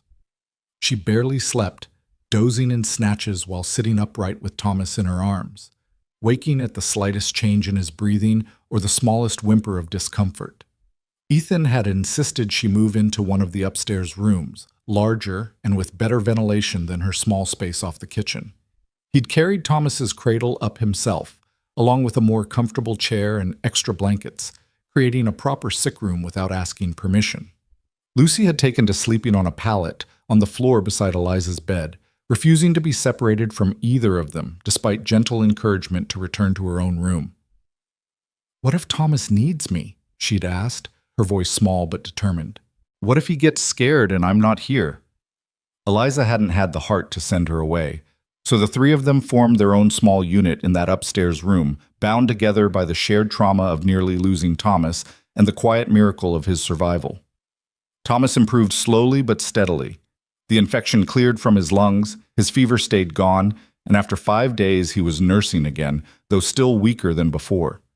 Eliza watched him like a hawk, checking him constantly for any sign of relapse, unable to shake the terror that had taken root in her chest during those dark hours when she'd thought she'd lose him. It was during one of these checks, late on the 6th evening after the crisis, that Ethan knocked softly on her door. She'd been dozing in the chair, Thomas sleeping peacefully in her arms, and Lucy was curled up on her pallet drawing pictures with the stub of a pencil Eliza had found for her. "Come in," Eliza called quietly, her voice rough from disuse. She hadn't spoken much in days, too focused on Thomas to engage in conversation. Ethan entered carrying a tray with soup, bread, and tea. He set it on the small table by the window, then turned to study her with concerned eyes. "Have you eaten today?" Eliza tried to remember and couldn't. "I had something this morning, I think." That was yesterday morning. Ethan's tone was firm, but not unkind. "Lucy told me you haven't come down at all today. You need to eat, Eliza. You can't take care of him if you collapse from starvation." "I'm fine." "You're not fine. You look half dead yourself." He moved closer, reaching for Thomas. "Let me hold him. You eat."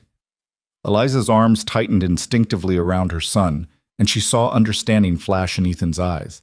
He'd seen this before, she realized, this desperate clinging, this inability to trust anyone else with something precious. He'd probably felt it himself after his wife died. "I'll sit right here," he said gently, pulling a second chair close to hers. "You can watch him the whole time, but you need to eat, and you need to use both hands to do it." The logic was sound, and Eliza was too exhausted to argue. She carefully transferred Thomas to Ethan's arms, watching as the big man cradled her tiny son with surprising gentleness. Thomas stirred but didn't wake, settling against Ethan's chest as if he belonged there. Eliza forced herself to pick up the spoon, to eat the soup that was still blessedly warm. Her stomach cramped at the first few bites, unused to food, but gradually it settled and she realized how desperately hungry she actually was. She ate everything on the tray, including the bread and half the tea, while Ethan sat holding Thomas and Lucy continued her drawing with one eye on the adults. "Better?" Ethan asked when she'd finished. "Yes, thank you." Eliza set the empty bowl aside, already reaching for Thomas again, but Ethan didn't immediately hand him over. "We need to talk about something," he said, his expression serious. "While Thomas was sick, while we were all focused on keeping him alive, something happened that you need to know about."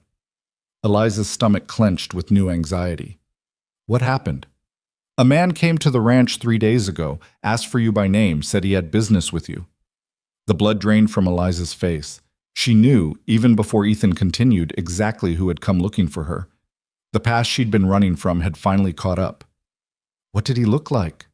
Her voice came out barely above a whisper. "Tall, well-dressed, expensive clothes, dark hair going gray, rode a fine horse, too fine for these parts, carried himself like someone used to getting what he wants." Ethan watched her carefully. "He said his name was Cornelius Ashford, and that you were his daughter-in-law." Eliza closed her eyes, feeling the walls closing in. "What did you tell him?" "I told him there was no one here by the name he was asking for. He didn't believe me, said he had information that you were working here. He got insistent, made some threats about what would happen if I was lying to him." Ethan's jaw tightened. "I had Jackson and the boys escort him off the property, told him if he came back he'd regret it." "He will come back." Eliza's voice was flat with certainty. "He won't stop until he finds me." "Who is he, Eliza? What does he want with you?" Lucy had stopped drawing, her eyes wide and frightened as she looked between the adults. Eliza wanted to shield her from this, wanted to keep the ugliness of her past away from this child who'd already seen too much darkness. But there was no point in hiding anymore. If Cornelius had found her, the truth would come out eventually. "He's my father-in-law," Eliza said slowly, each word feeling like broken glass in her throat. My husband's father. James was his only son, his heir. When James died, Cornelius decided that Thomas, that my son, belongs to him, that I'm unfit to raise the Ashford heir. That's ridiculous. Thomas is your son. Not according to Cornelius. He has lawyers, money, influence. He can make things very difficult for me. Eliza's hands twisted in her lap. That's why I left Pittsburgh. That's why I had nothing when I came here. I took Thomas and ran before Cornelius could file papers to take him away from me. Ethan was quiet for a long moment, still holding Thomas, his expression unreadable. Finally, he spoke. Why would he want to take Thomas? What kind of man tries to steal a baby from its mother? A powerful man who sees Thomas as property, as the continuation of his bloodline and his fortune. James was supposed to inherit everything, the factories, the business interests, the Ashford name. When he died, all those plans died with him. Unless... Eliza forced herself to continue. Unless Thomas can be raised to take his father's place. But not with me. Never with me. Cornelius made it very clear that I'm not suitable, that I come from inferior stock, that I'll ruin the boy with my common ways. Inferior stock? Lucy spoke up indignantly. That's mean. You're not inferior to anybody. Despite everything, Eliza felt a rush of warmth at the girl's fierce defense. Thank you, sweetheart. But to people like Cornelius Ashford, I'm nothing. I was a secretary in one of his offices. That's how James and I met. Cornelius never approved of the marriage. When James got sick and died, Cornelius blamed me. Said I'd been a distraction, that the stress of dealing with someone like me had weakened James's constitution. That's not how fever works, Ethan said flatly. Your father-in-law is a fool if he believes that. He believes what's convenient for him to believe, and he has the money and power to make his beliefs into reality. Eliza finally reached out and took Thomas back, needing to feel the weight of him in her arms. I thought if I came far enough, changed my name slightly, lived quietly, he wouldn't find me. But he has people everywhere, connections in every town. I should have known I couldn't hide forever. Ethan stood, pacing to the window and looking out into the darkness beyond. What will he do now that he knows you're here? He'll come back with the law. A judge, maybe the sheriff. He'll claim I'm destitute, unstable, unfit. He'll say Thomas would be better off with him, with his wealth and his respectability and his fine house. And the law will probably agree with him because that's how the world works. Rich men get what they want. Not in Kansas, they don't. Ethan turned back to face her, his expression hard. This isn't Pennsylvania. Out here, a man's words still mean something, and a mother's rights mean something too. He can bring all the lawyers he wants, doesn't mean he'll win. You don't understand how powerful he is. And he doesn't understand how stubborn I am. Ethan moved closer, his presence somehow reassuring despite her fear. You're not facing this alone, Eliza. You're part of this household now. Thomas is... He paused, seeming to choose his words carefully. Thomas is a child I helped save. Lucy loves him. I'll be damned if I let some Eastern dandy with money come out here and take him away just because he thinks he's entitled to. He could make trouble for you too. He could... Let him try. There was steel in Ethan's voice. I've dealt with men who thought their money or their connections made them invincible. They learned otherwise. Your father-in-law will too, if he's foolish enough to push this. Eliza wanted to believe him, wanted to let herself hope that Ethan's protection would be enough, but she'd seen what Cornelius could do, had watched him destroy people who got in his way with casual ruthlessness. He'll use whatever ammunition he can find against me. The fact that I'm living here, unmarried, working for you, he'll twist that into something sordid. He'll make it sound like I'm living in sin, corrupting his grandson with my immoral behavior. Then we'll deal with that too. How? How do you deal with accusations like that? Even if they're not true, once people start talking, once the gossip spreads, Eliza. Ethan crouched down beside her chair so they were eye level. Listen to me. I don't care what Cornelius Ashford says about you or me or this household. I know the truth. Lucy knows the truth. Anyone who matters knows the truth. And if push comes to shove, if he tries to take Thomas using lies and slander, then we'll find a way to make sure those lies don't stick. What way? What can we possibly do against someone like him? Ethan was quiet for a moment, his eyes searching her face. When he spoke, his voice was low but certain. We make sure there's no ammunition to use. We make sure there's no question about your respectability or your situation. I don't understand. We get married. The words hung in the air like smoke, impossible and absurd and somehow inevitable all at once. Eliza stared at him, certain she'd misheard. What? We get married, Ethan repeated calmly, as if he were suggesting they plant a different crop next season instead of proposing a marriage of convenience. Tomorrow, if possible. We make it legal and proper. Then when Ashford comes back with his lawyers and his accusations, he'll find a stable household, a married couple raising children together. No scandal, no impropriety, nothing he can use against you. You can't be serious. I'm completely serious. Ethan, you can't just marry someone to help them win a legal battle. That's insane. Is it? He tilted his head, his expression thoughtful. I need a wife. Lucy needs a mother. Thomas needs a father. You need protection and security. Seems to me this solves several problems at once. But you don't... We barely know each other. You don't love me. The words caught in Eliza's throat. You loved your wife. You can't just replace her with someone convenient. Something flickered across Ethan's face. Pain, memory, something deeper than surface emotion. No one could replace Sarah. I'm not trying to. But she's been gone 2 years, Eliza. 2 years of this house being empty and cold, of Lucy growing up without a mother, of me going through the motions of living without actually living. You changed that. You brought warmth back to this place. You made Lucy laugh again. You made me remember there's more to life than just work and grief. That's gratitude, not a reason to marry someone. Maybe, but it's also practical. You need a husband to strengthen your claim to Thomas. I need a wife to help raise Lucy. We work well together. We respect each other. That's more than a lot of marriages start with. Ethan reached out and touched Thomas's tiny hand with one finger.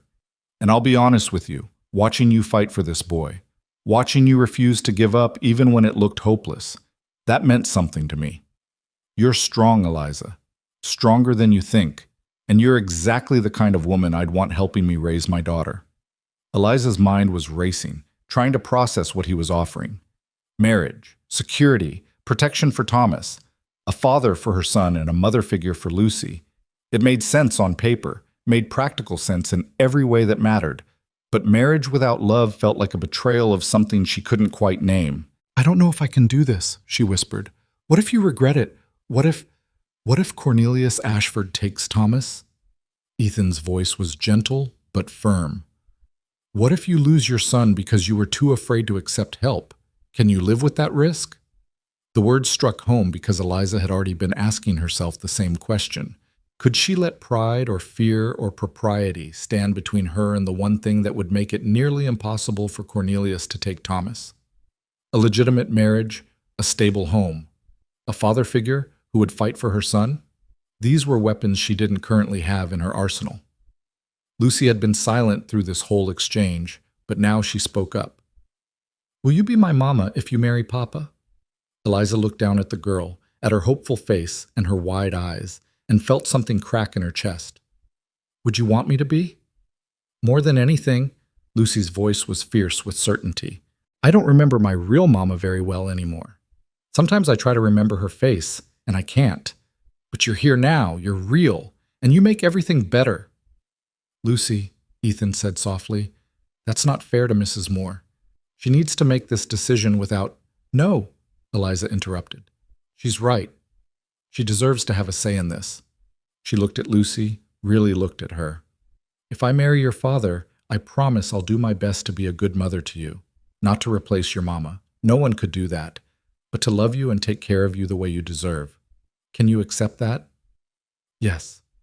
Lucy launched herself at Eliza, wrapping thin arms around her neck. Yes, please. Please marry Papa and stay forever. Over Lucy's shoulder, Eliza met Ethan's eyes. She saw hope there, and determination, and something that might have been the beginning of deeper feelings, though neither of them would name it yet. It wasn't love, not the romantic kind that poets wrote about, but it was real and solid and possibly enough to build something lasting on. All right, Eliza heard herself say, the words coming from somewhere beyond conscious thought. I'll marry you. But we need to be clear about what this is. We're doing this for practical reasons, for Thomas, for Lucy, to keep Cornelius from having any leverage against us. This isn't a love match. Understood. Ethan's relief was visible. We'll keep our own rooms, live our own lives in many ways. But to the outside world, we'll be a proper married couple. No one will have reason to question it or use it against us. When? Tomorrow. I'll ride to town first thing, arrange it with the minister. We can be married by afternoon if we move quickly. Ethan stood, his movements decisive. The sooner it's done, the sooner you're protected. This is crazy, Eliza murmured, but she was already thinking through logistics, already planning what she'd wear, how she'd explain this to Dr. Morrison when he came for his follow-up visit. Completely crazy. Best decisions usually are. Ethan moved toward the door, then paused and looked back at her. Eliza, thank you for agreeing to this, for trusting me enough to take this risk. Thank you for offering. Not many men would. Then not many men are worth knowing. He gave her a small nod and left, his footsteps echoing down the stairs, leaving Eliza alone with Lucy and Thomas and the momentous decision she'd just made. Lucy climbed onto the bed, bouncing slightly with excitement. You're going to be my mama, really and truly. Really and truly, Eliza confirmed, trying to make her voice sound confident even as her mind whirled with doubts and questions. But Lucy, you need to understand, this isn't a fairy tale. Your papa and I are getting married to help keep Thomas safe and to give you the family you need. It might take time for it to feel normal. I don't care. You'll be here. That's what matters. Lucy lay down on her pallet, her face glowing with happiness. Can I call you Mama now, or do I have to wait until after the wedding? The question squeezed Eliza's heart. You can call me whatever feels right to you, sweetheart. Mama? Lucy whispered, testing the word. Mama, I like how that sounds. Eliza blinked back tears, cradling Thomas close. In the space of a few minutes, her entire future had shifted, reorganized itself into something she'd never imagined. Tomorrow she would marry a man she barely knew, would become stepmother to his daughter, and create a legal shield around her son. It was practical, sensible, necessary, and terrifying. But as she looked at Lucy's peaceful face and felt Thomas's steady breathing against her chest, Eliza knew she'd made the right choice. Whatever came next, whatever challenges Cornelius Ashford threw at them, at least they'd face it together. At least Thomas would have a father's name, a stable home, the protection of a family. At least she wouldn't be alone anymore. She lay awake long into the night, Thomas sleeping in his cradle beside her bed and Lucy curled up on her pallet, both children peaceful and safe. Eliza stared at the ceiling and tried to imagine what tomorrow would bring, tried to picture herself as Ethan Cole's wife, as Lucy's mother, as someone with the legal right to fight for her son. It should have felt overwhelming. Instead, it felt like the first deep breath she'd taken in months. Morning came too quickly and not quickly enough. Eliza rose before dawn out of habit, then remembered that today was different. Today was her wedding day, and felt her stomach flip with nerves. She fed Thomas, helped Lucy dress, and tried to make herself presentable with the limited wardrobe she possessed. Her best dress was a simple gray cotton that had seen better days, but it would have to do. She had no jewelry, no veil, nothing that would mark this as a special occasion. Ethan came to her door as the sun was rising, dressed in his Sunday clothes. She hadn't even known he owned Sunday clothes. He looked awkward and formal and somehow younger without his usual work attire. "I'm heading to town," he said, not quite meeting her eyes. "I'll arrange everything with Reverend Phillips. We can be married this afternoon if you're still willing." "I'm willing." Eliza's voice was steady, even if her hands weren't. "Ethan, what will we tell people about why we're doing this so suddenly?" "The truth, mostly. That we care about each other, that it makes sense for the household, that it's time. People will make their own assumptions, and we'll let them." He finally looked at her directly. "Some will think I'm taking advantage. Others will think you trapped me. The important thing is that we know the truth, and we present a united front." "What about Cornelius? When he finds out, let him find out. Let him rage and threaten and try to intimidate. By the time he learns about the marriage, it'll be too late for him to stop it." Ethan's expression hardened. And if he tries to claim it was done under duress or for fraudulent purposes, we'll have witnesses who saw us marry of our own free will. Reverend Phillips, the ranch hands, anyone else who wants to attend. The logic was sound, but Eliza couldn't shake the feeling that they were poking a sleeping bear, that Cornelius's retaliation would be swift and merciless. Still, what choice did she have? Running hadn't worked. Hiding hadn't worked.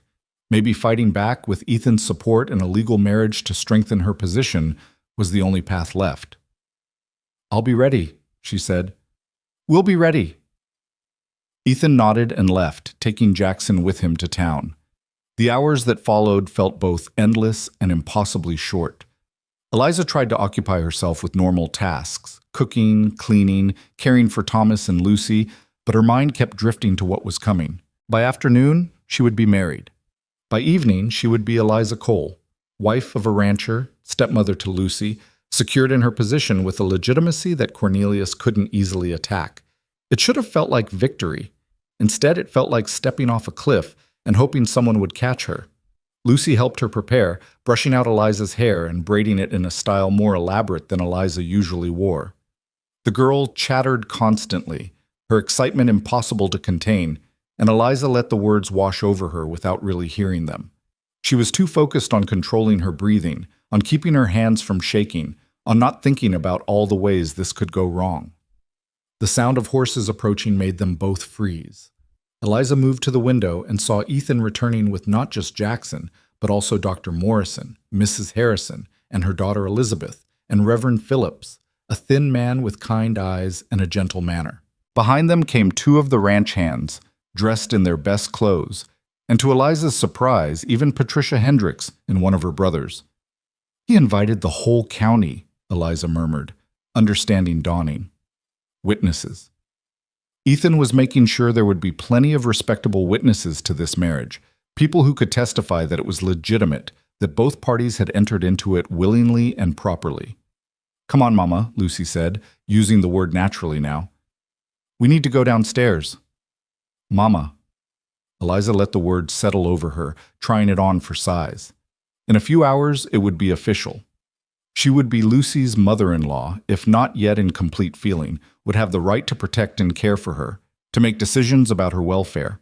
She picked up Thomas, who was mercifully content and calm, and followed Lucy downstairs. The main room had been hastily arranged for a ceremony, chairs borrowed from the dining table and set up in rows, wildflowers from the creek arranged in jars. Lucy's doing, probably. Reverend Phillips stood at one end of the room with his Bible, and Ethan stood beside him looking uncomfortable but determined. When Ethan saw Eliza on the stairs, something in his expression shifted, softened. He moved toward her almost involuntarily, then stopped himself, waiting for her to come to him instead. Eliza descended slowly, aware of every eye on her, aware of the speculation and judgment and curiosity radiating from their witnesses. Elizabeth Harrison looked like she'd bitten into something sour. Patricia Hendricks watched with sharp calculation. Dr. Morrison seemed merely puzzled but not displeased. Mrs. Harrison's expression was thoughtfully neutral, and the ranch hands looked proud, as if they'd personally arranged this match. Eliza reached Ethan's side and stopped, looking up at him uncertainly. He gave her a small, encouraging nod, then took Thomas from her arms and handed the baby to Lucy. "Hold your brother for a moment, sweetheart." Lucy beamed, cradling Thomas with exaggerated care, and Ethan turned back to Eliza. He took both her hands in his calloused palms warm and steady, and faced Reverend Phillips. "We're ready," Ethan said simply. The ceremony was brief, almost perfunctory. Reverend Phillips spoke about the sanctity of marriage, about commitment and partnership and building a life together. He asked if there were any objections. Eliza held her breath during that pause, half expecting Patricia Hendricks to speak up, but silence reigned. Then came the vows, simple words that carried enormous weight. "Do you, Ethan Cole, take this woman to be your lawfully wedded wife, to have and to hold from this day forward, for better or worse, for richer or poorer, in sickness and in health, until death do you part?" "I do." Ethan's voice was clear and firm. "And do you, Eliza Moore, take this man to be your lawfully wedded husband, to have and to hold from this day forward, for better or worse, for richer or poorer, in sickness and in health, until death do you part?" Eliza opened her mouth and found she couldn't speak. The magnitude of what she was doing crashed over her. She was binding herself to this man, this stranger, for the rest of her life. Whatever happened now, whatever came next, they would face it together, for better or worse. "I do," she finally whispered. "By the power vested in me, I now pronounce you husband and wife." Reverend Phillips smiled kindly. "You may kiss the bride." Ethan hesitated, then leaned down and pressed a chaste kiss to Eliza's forehead. Nothing more. It was respectful, almost brotherly, and somehow that made it easier to bear. This wasn't a romantic union. This was a partnership, a practical arrangement between two people trying to protect their children. But when Ethan pulled back and looked into her eyes, Eliza saw something there that suggested maybe, someday, it could become more than just practical. Maybe, given time and trust and shared struggles, they could build something real from this foundation of necessity. "Mrs. Cole," Ethan said softly, testing out her new name. "Mr. Cole," she replied, and felt the weight of that name settling onto her shoulders like a mantle. She was Eliza Cole now. Wife, stepmother, protected and protecting. Whatever came next, she wouldn't face it alone. The witnesses applauded politely, and Lucy let out a whoop of joy that made everyone laugh. The tension broke, and suddenly people were offering congratulations, shaking Ethan's hand, kissing Eliza's cheek with varying degrees of sincerity. Dr. Morrison looked pleased, as if this marriage solved some medical problem he'd been puzzling over. Mrs. Harrison was cordial, though Elizabeth looked like she might be ill. Patricia Hendricks offered tight congratulations that didn't reach her eyes, but she signed the marriage certificate as a witness without complaint. It was done. Legal, official, witnessed by respectable members of the community. Cornelius Ashford could rage all he wanted. Eliza was a married woman now, with a husband who'd already proven he'd fight for her son. As the witnesses began to disperse, Ethan moved to her side and spoke quietly. "How are you holding up?" "I'm not sure yet." Eliza watched Lucy playing with Thomas, the girl's face glowing with happiness. "Ask me again tomorrow." "Fair enough." Ethan's hand found hers, squeezed briefly. "For what it's worth, I think we made the right choice." "I hope you're right." Eliza squeezed back, then released his hand. "I really hope you're right."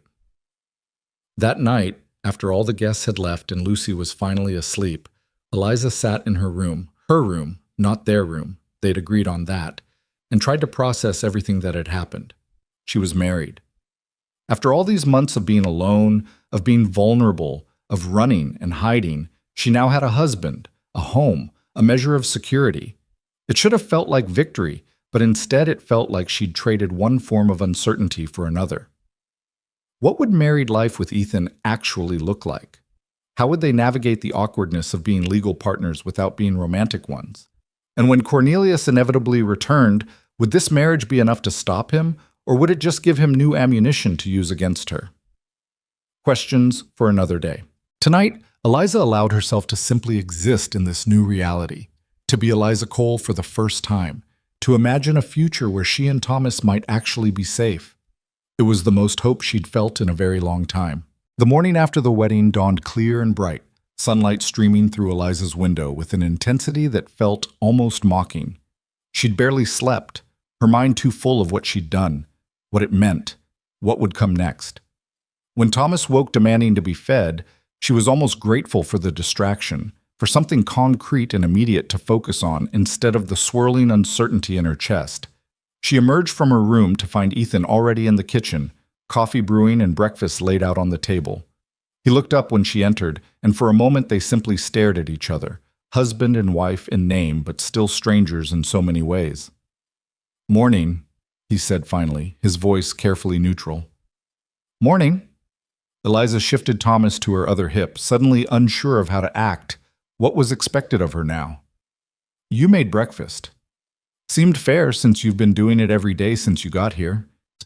Ethan poured her coffee, adding sugar the way she liked without asking. He'd noticed, apparently. "Sit, eat. We need to talk about what happens next." Eliza sat, settling Thomas in her lap while she picked at the eggs and bacon Ethan had prepared. They were edible, if not inspired, and she found herself strangely touched that he'd tried. What is there to talk about? We're married. We wait for Cornelius to make his move. It's more than that. Ethan leaned back in his chair, studying her. Yesterday changed things, Eliza. We need to figure out how this is actually going to work. How we present ourselves to Lucy, to the ranch hands, to anyone who might be watching. I thought we agreed. Separate rooms, separate lives in many ways. A practical arrangement. We did. But practical doesn't mean cold. Lucy's watching us, learning from us. If we act like polite strangers under the same roof, she'll know something's wrong. Children always know. Ethan's expression softened. I'm not saying we need to pretend some grand passion, but we should at least be friendly. Partners. People who chose each other, even if the reasons were complicated. He was right, of course.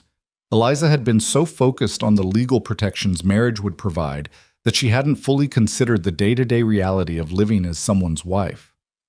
What do you suggest? We start small, eat meals together, all of us. Talk about our days, share the work of running this household. Let Lucy see us as a team, as people who respect each other and work well together. The rest, he trailed off, seeming uncertain. The rest we'll figure out as we go. That sounds reasonable. Eliza took a sip of her coffee, letting the warmth of it steady her. Ethan, thank you for doing this, for marrying me to help protect Thomas. I know it's asking a lot. You're not asking. I offered. There's a difference. Ethan's gray eyes held hers. And I meant what I said at the wedding. This house needed you. Lucy needed you. Maybe I needed you too, though I was too stubborn to admit it for a while. Before Eliza could respond, Lucy burst into the kitchen, still in her nightgown, her hair a wild tangle around her face. You're both up. Are we a real family now? Can we do family things? What kind of family things did you have in mind? Ethan asked, smiling at his daughter's enthusiasm.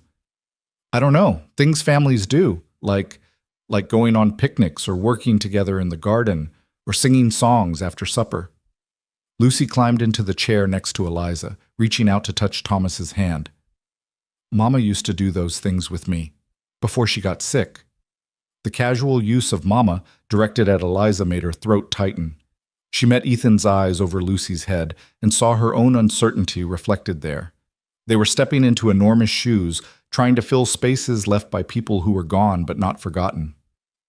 We can do those things, Eliza said gently. Maybe not all at once, but we can try. What would you like to do first?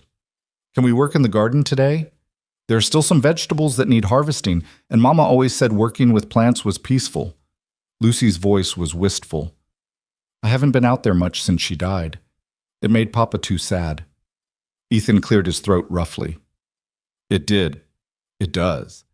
But maybe it's time to change that. Maybe it's time to make new memories there instead of just mourning old ones.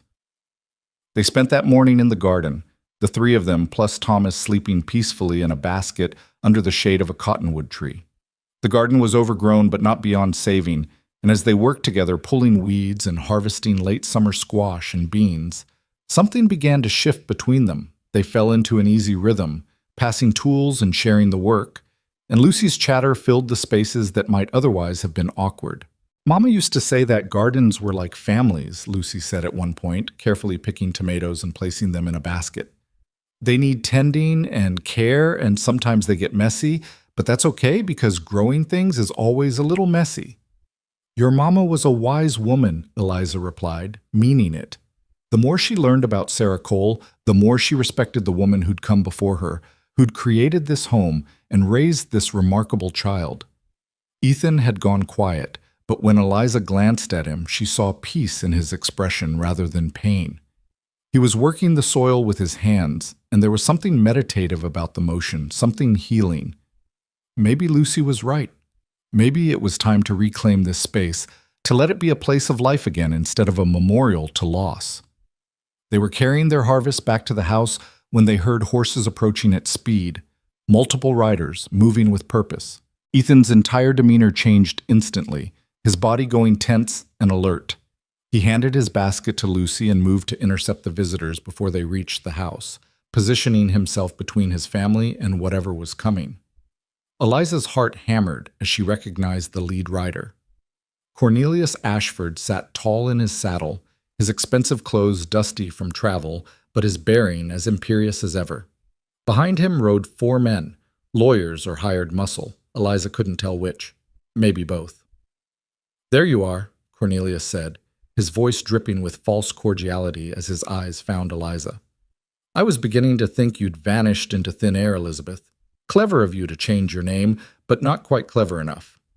"Her name is Eliza Cole," Ethan said flatly, moving to stand beside Eliza. "And you're trespassing on my property, Mr. Ashford. State your business or leave." Cornelius's gaze shifted to Ethan, assessing and dismissive in equal measure.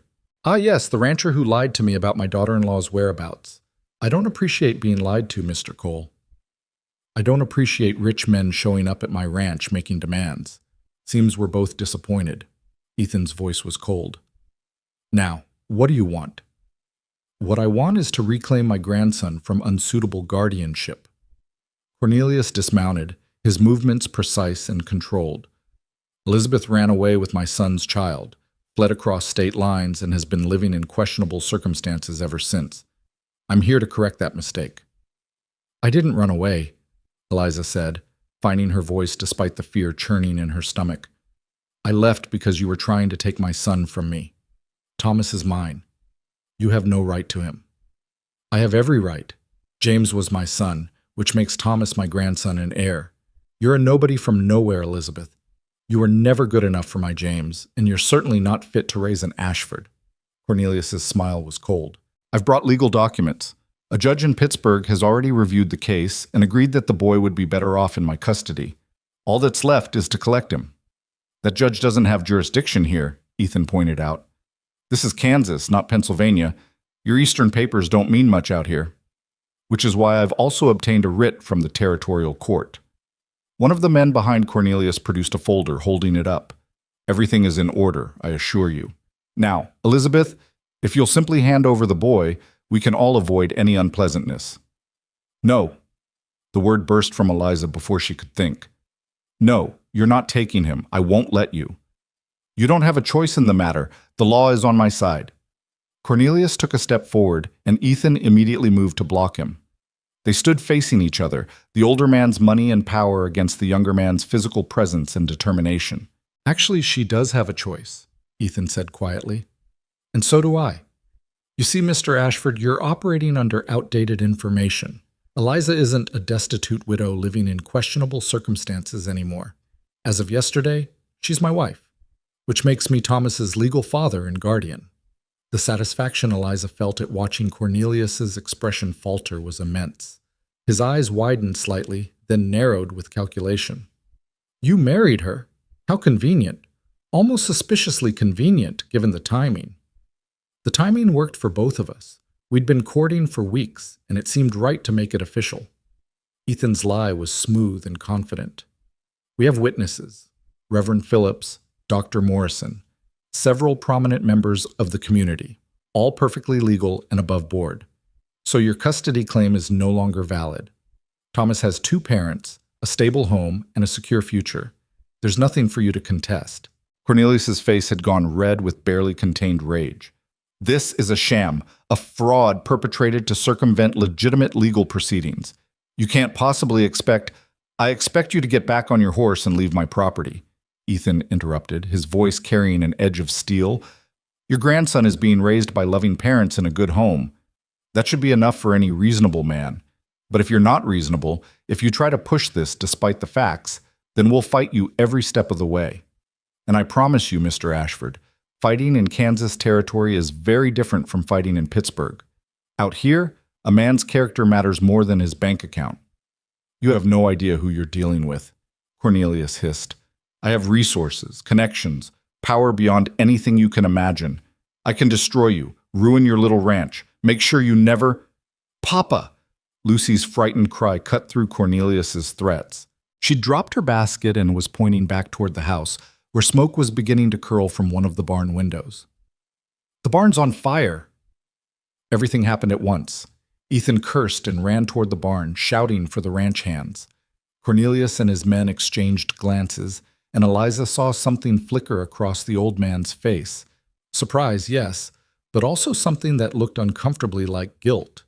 Had he arranged this? Was this his backup plan if intimidation didn't work? But there was no time to pursue that thought. Smoke was already billowing more thickly, and Eliza could hear the panicked sounds of horses trapped inside. She thrust Thomas into Lucy's arms. "Take your brother into the house. Lock the doors. Don't come out until I tell you it's safe." "But Mama—" "Now, Lucy!" Eliza was already running toward the barn, where Ethan and two ranch hands were trying to get the doors open against the pressure of frightened animals inside. The heat was intense, the smoke choking, and she could see flames licking up one wall where hay had caught fire. "Get the horses out," Ethan shouted, his face already streaked with soot. "Jackson, take the south stalls. Tom, get water buckets started. We need to contain this before it spreads to the house." Eliza didn't think, just acted. She grabbed a cloth, soaked it in the water trough, and tied it over her nose and mouth before plunging into the smoke-filled barn. The horses were screaming with terror, kicking at their stall doors, and she made her way to the nearest one by feel more than sight.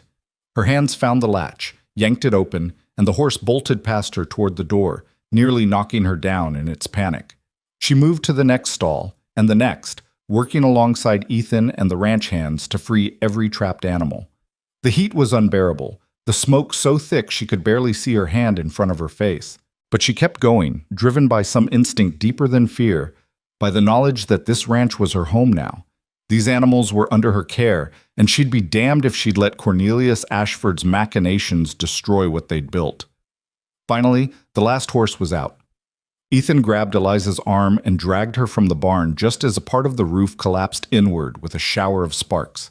They stumbled into the yard, coughing and gasping, and Eliza saw that Cornelius and his men had actually joined the effort to contain the fire, forming a bucket brigade from the well to throw water on the flames. It took 2 hours to get the fire under control. By the time the last ember was doused, the barn was a partial ruin. 2 walls standing, but the roof gone and the interior gutted. Several of the ranch hands had minor burns. Ethan's hands were blistered and raw, and everyone was covered in soot and ash. But they'd saved it, barely. But they'd saved it.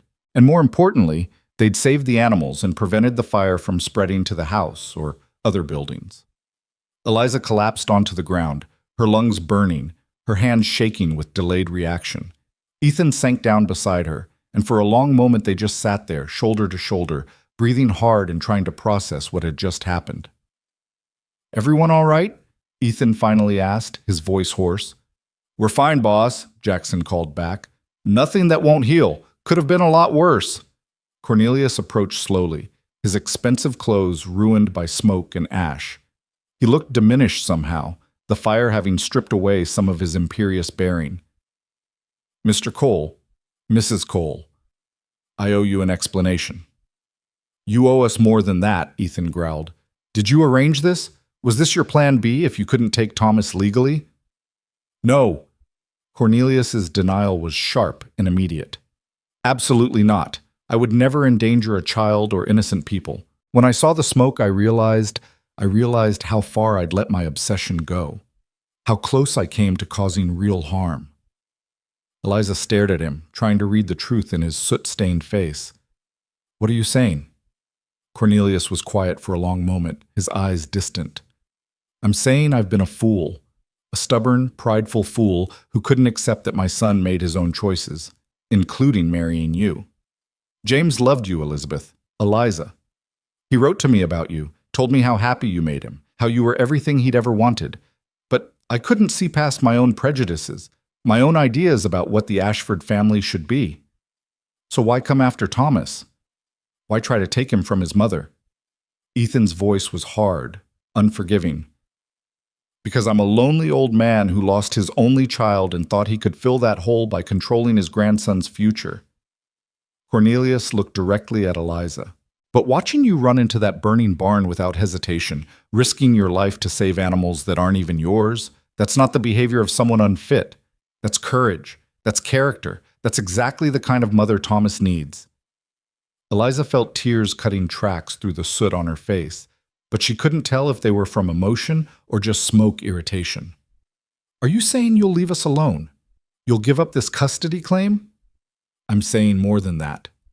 Cornelius pulled papers from his jacket, miraculously still intact despite everything, and tore them slowly, deliberately into pieces.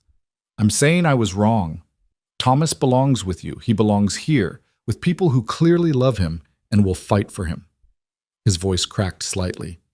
I would like to know my grandson, if you'll allow it. Perhaps visit occasionally, send gifts on birthdays. But his home is here, with you and your husband and your family. I see that now. Ethan's arm came around Eliza's shoulders, solid and supportive. That'll be up to Eliza. He's her son. She decides who gets to be in his life. Eliza looked at Cornelius, really looked at him, and saw an old man who'd made mistakes, who'd let grief and pride cloud his judgment, but who seemed genuinely remorseful. She thought about Thomas growing up knowing he had a grandfather who cared about him, even if that grandfather lived far away. She thought about the possibility of reconciliation, of building bridges instead of burning them. You can visit, she said slowly, once or twice a year with advance notice.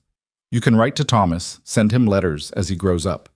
But you have to respect our authority as his parents. You can't undermine us or try to take him away. And if you ever threaten this family again, I won't. You have my word.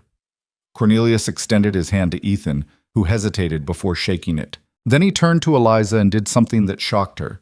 He bowed his head slightly, a gesture of respect. Thank you for giving me a chance to be a grandfather instead of an enemy. And Elizabeth, Eliza, I'm sorry. I'm sorry for how I treated you when James was alive, for not seeing your worth, for trying to take your son. You're stronger than I ever gave you credit for. It wasn't complete forgiveness, not yet. There was too much hurt, too many wounds that would take time to heal, but it was a beginning, a fragile piece that might grow into something more solid with effort from both sides. Cornelius and his men left an hour later, promising to return in 6 months for a proper visit with Thomas. Eliza watched them ride away, feeling lighter than she had in months. The threat that had been hanging over her head was gone. Thomas was safe. They were safe. We need to clean up, Ethan said, surveying the damaged barn with a grimace. Going to take weeks to rebuild. We'll manage. Eliza looked at the house where Lucy was watching from the window with Thomas in her arms. We've got help. We've got each other. We'll figure it out. Yes, Ethan said, his voice soft. I suppose we will. The weeks that followed were filled with hard work and gradual healing. The barn was rebuilt, better and stronger than before, with help from neighboring ranches who showed up without being asked. The frontier way of supporting your own.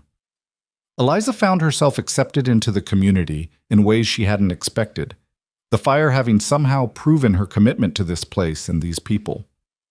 Her relationship with Ethan evolved slowly, carefully, like plants growing toward sunlight.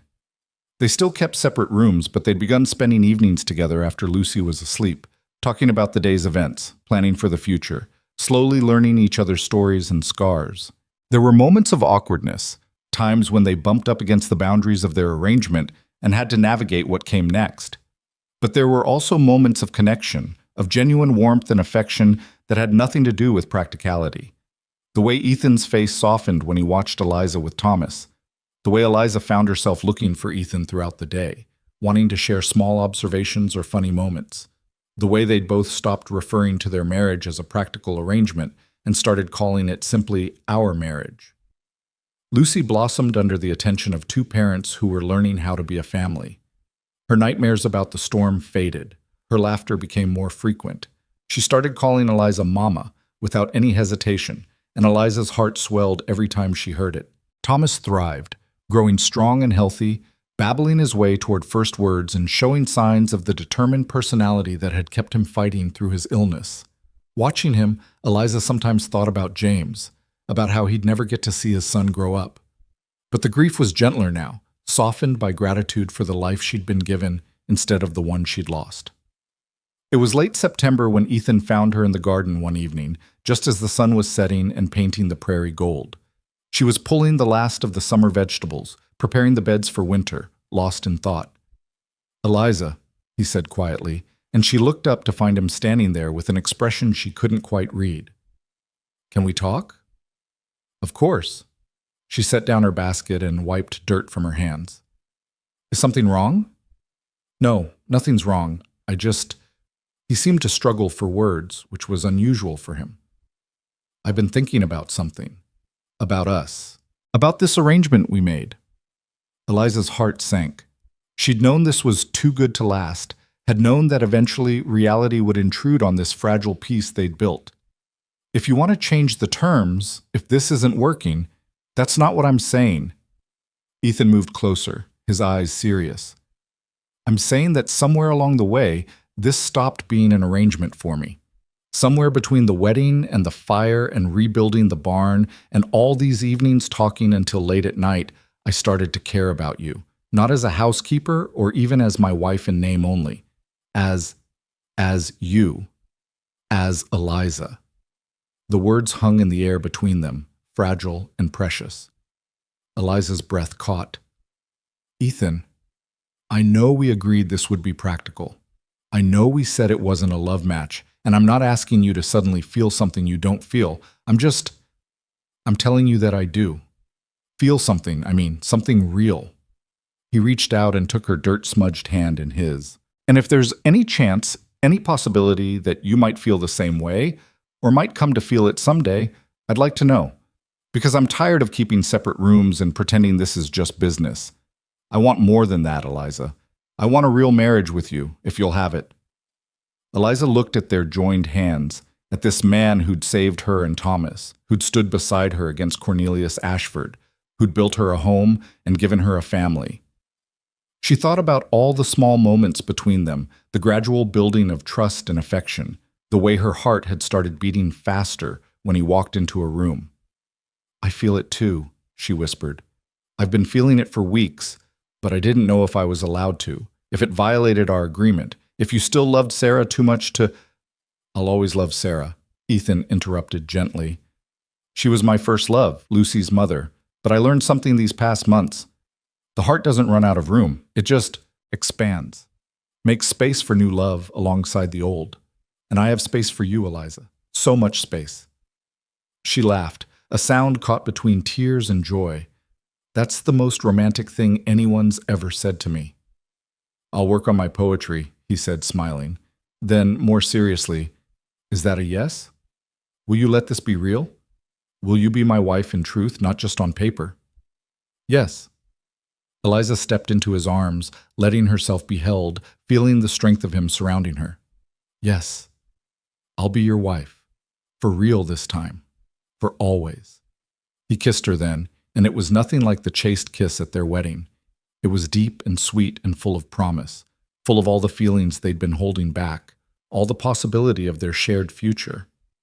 When they finally pulled apart, both breathing hard, Eliza saw tears on Ethan's face matching her own. Come on, he said, taking her hand.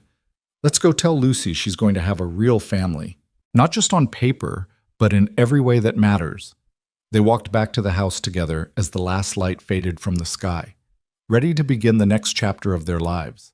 Not as strangers bound by convenience, but as partners bound by choice, by respect, by growing love that would only deepen with time.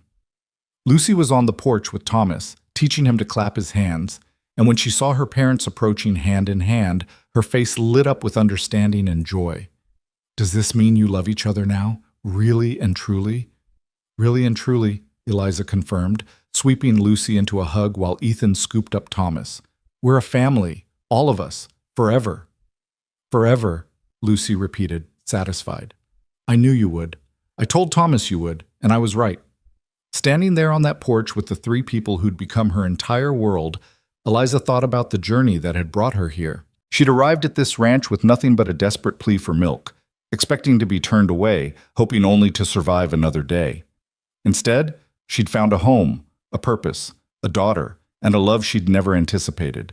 She thought about the wildflowers that grew in the field beyond the barn, how they'd started small but had spread and thrived, turning a patch of empty prairie into something beautiful.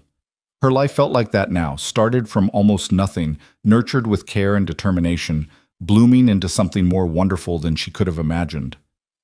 The future stretched out before them, full of possibilities. There would be challenges, certainly, more storms to weather, more obstacles to overcome, more moments of doubt and difficulty. But they would face them together, this family they'd built from necessity and transformed through love. As autumn deepened into winter and winter gave way to spring, Eliza and Ethan fell into the rhythms of true partnership. The separate rooms were abandoned in favor of sharing one, their marriage becoming real in every sense. Lucy thrived with two parents who showed her daily what love and commitment looked like. Thomas grew strong and adventurous, learning to walk and babble his way toward speech, completely unaware of how close he'd come to being taken away. When Cornelius returned 6 months later as promised, he was welcomed as a grandfather rather than an enemy. He brought gifts, told stories about James's childhood that made Eliza laugh and cry, and left after 3 days with promises to write regularly and return in another 6 months. The peace between them wasn't perfect, but it was real, built on mutual respect and love for the child who connected them. The garden flourished under Eliza's care, providing abundance for the family and enough to share with neighbors. The barn stood strong and weatherproof, filled with healthy animals and the sounds of ranch life. The house transformed from a sparse dwelling into a warm home, filled with laughter and Lucy's chatter and Thomas's delighted squeals and the quiet conversations of two people learning how to love each other. Sometimes, in quiet moments, Eliza would stand at the edge of the wildflower field and look back at the house, at the life she'd built here. She thought about that first day, standing at the gate with her heart in her throat, asking for coins to buy milk. She'd been desperate then, running from the past, terrified of the future, hanging on by the thinnest of threads. Now she was Eliza Cole, wife and mother, partner in a working ranch, accepted member of a community, builder of a home, and a family. The journey from that desperate woman at the gate to the woman she was now seemed impossible, miraculous, the kind of transformation that shouldn't have been possible. But it had happened, one day at a time, one choice at a time, one small act of courage followed by another. She'd rebuilt her life into something solid and real and beautiful. And when Ethan found her standing there, when he wrapped his arms around her from behind and pressed a kiss to her temple, when Lucy came running with Thomas toddling after her on unsteady legs, Eliza knew with absolute certainty that she was exactly where she belonged. She'd come to Redfield Ranch needing milk for her baby. What she'd found was so much more: a home in the sunlight, a family born from necessity and strengthened by love, and a future that stretched out before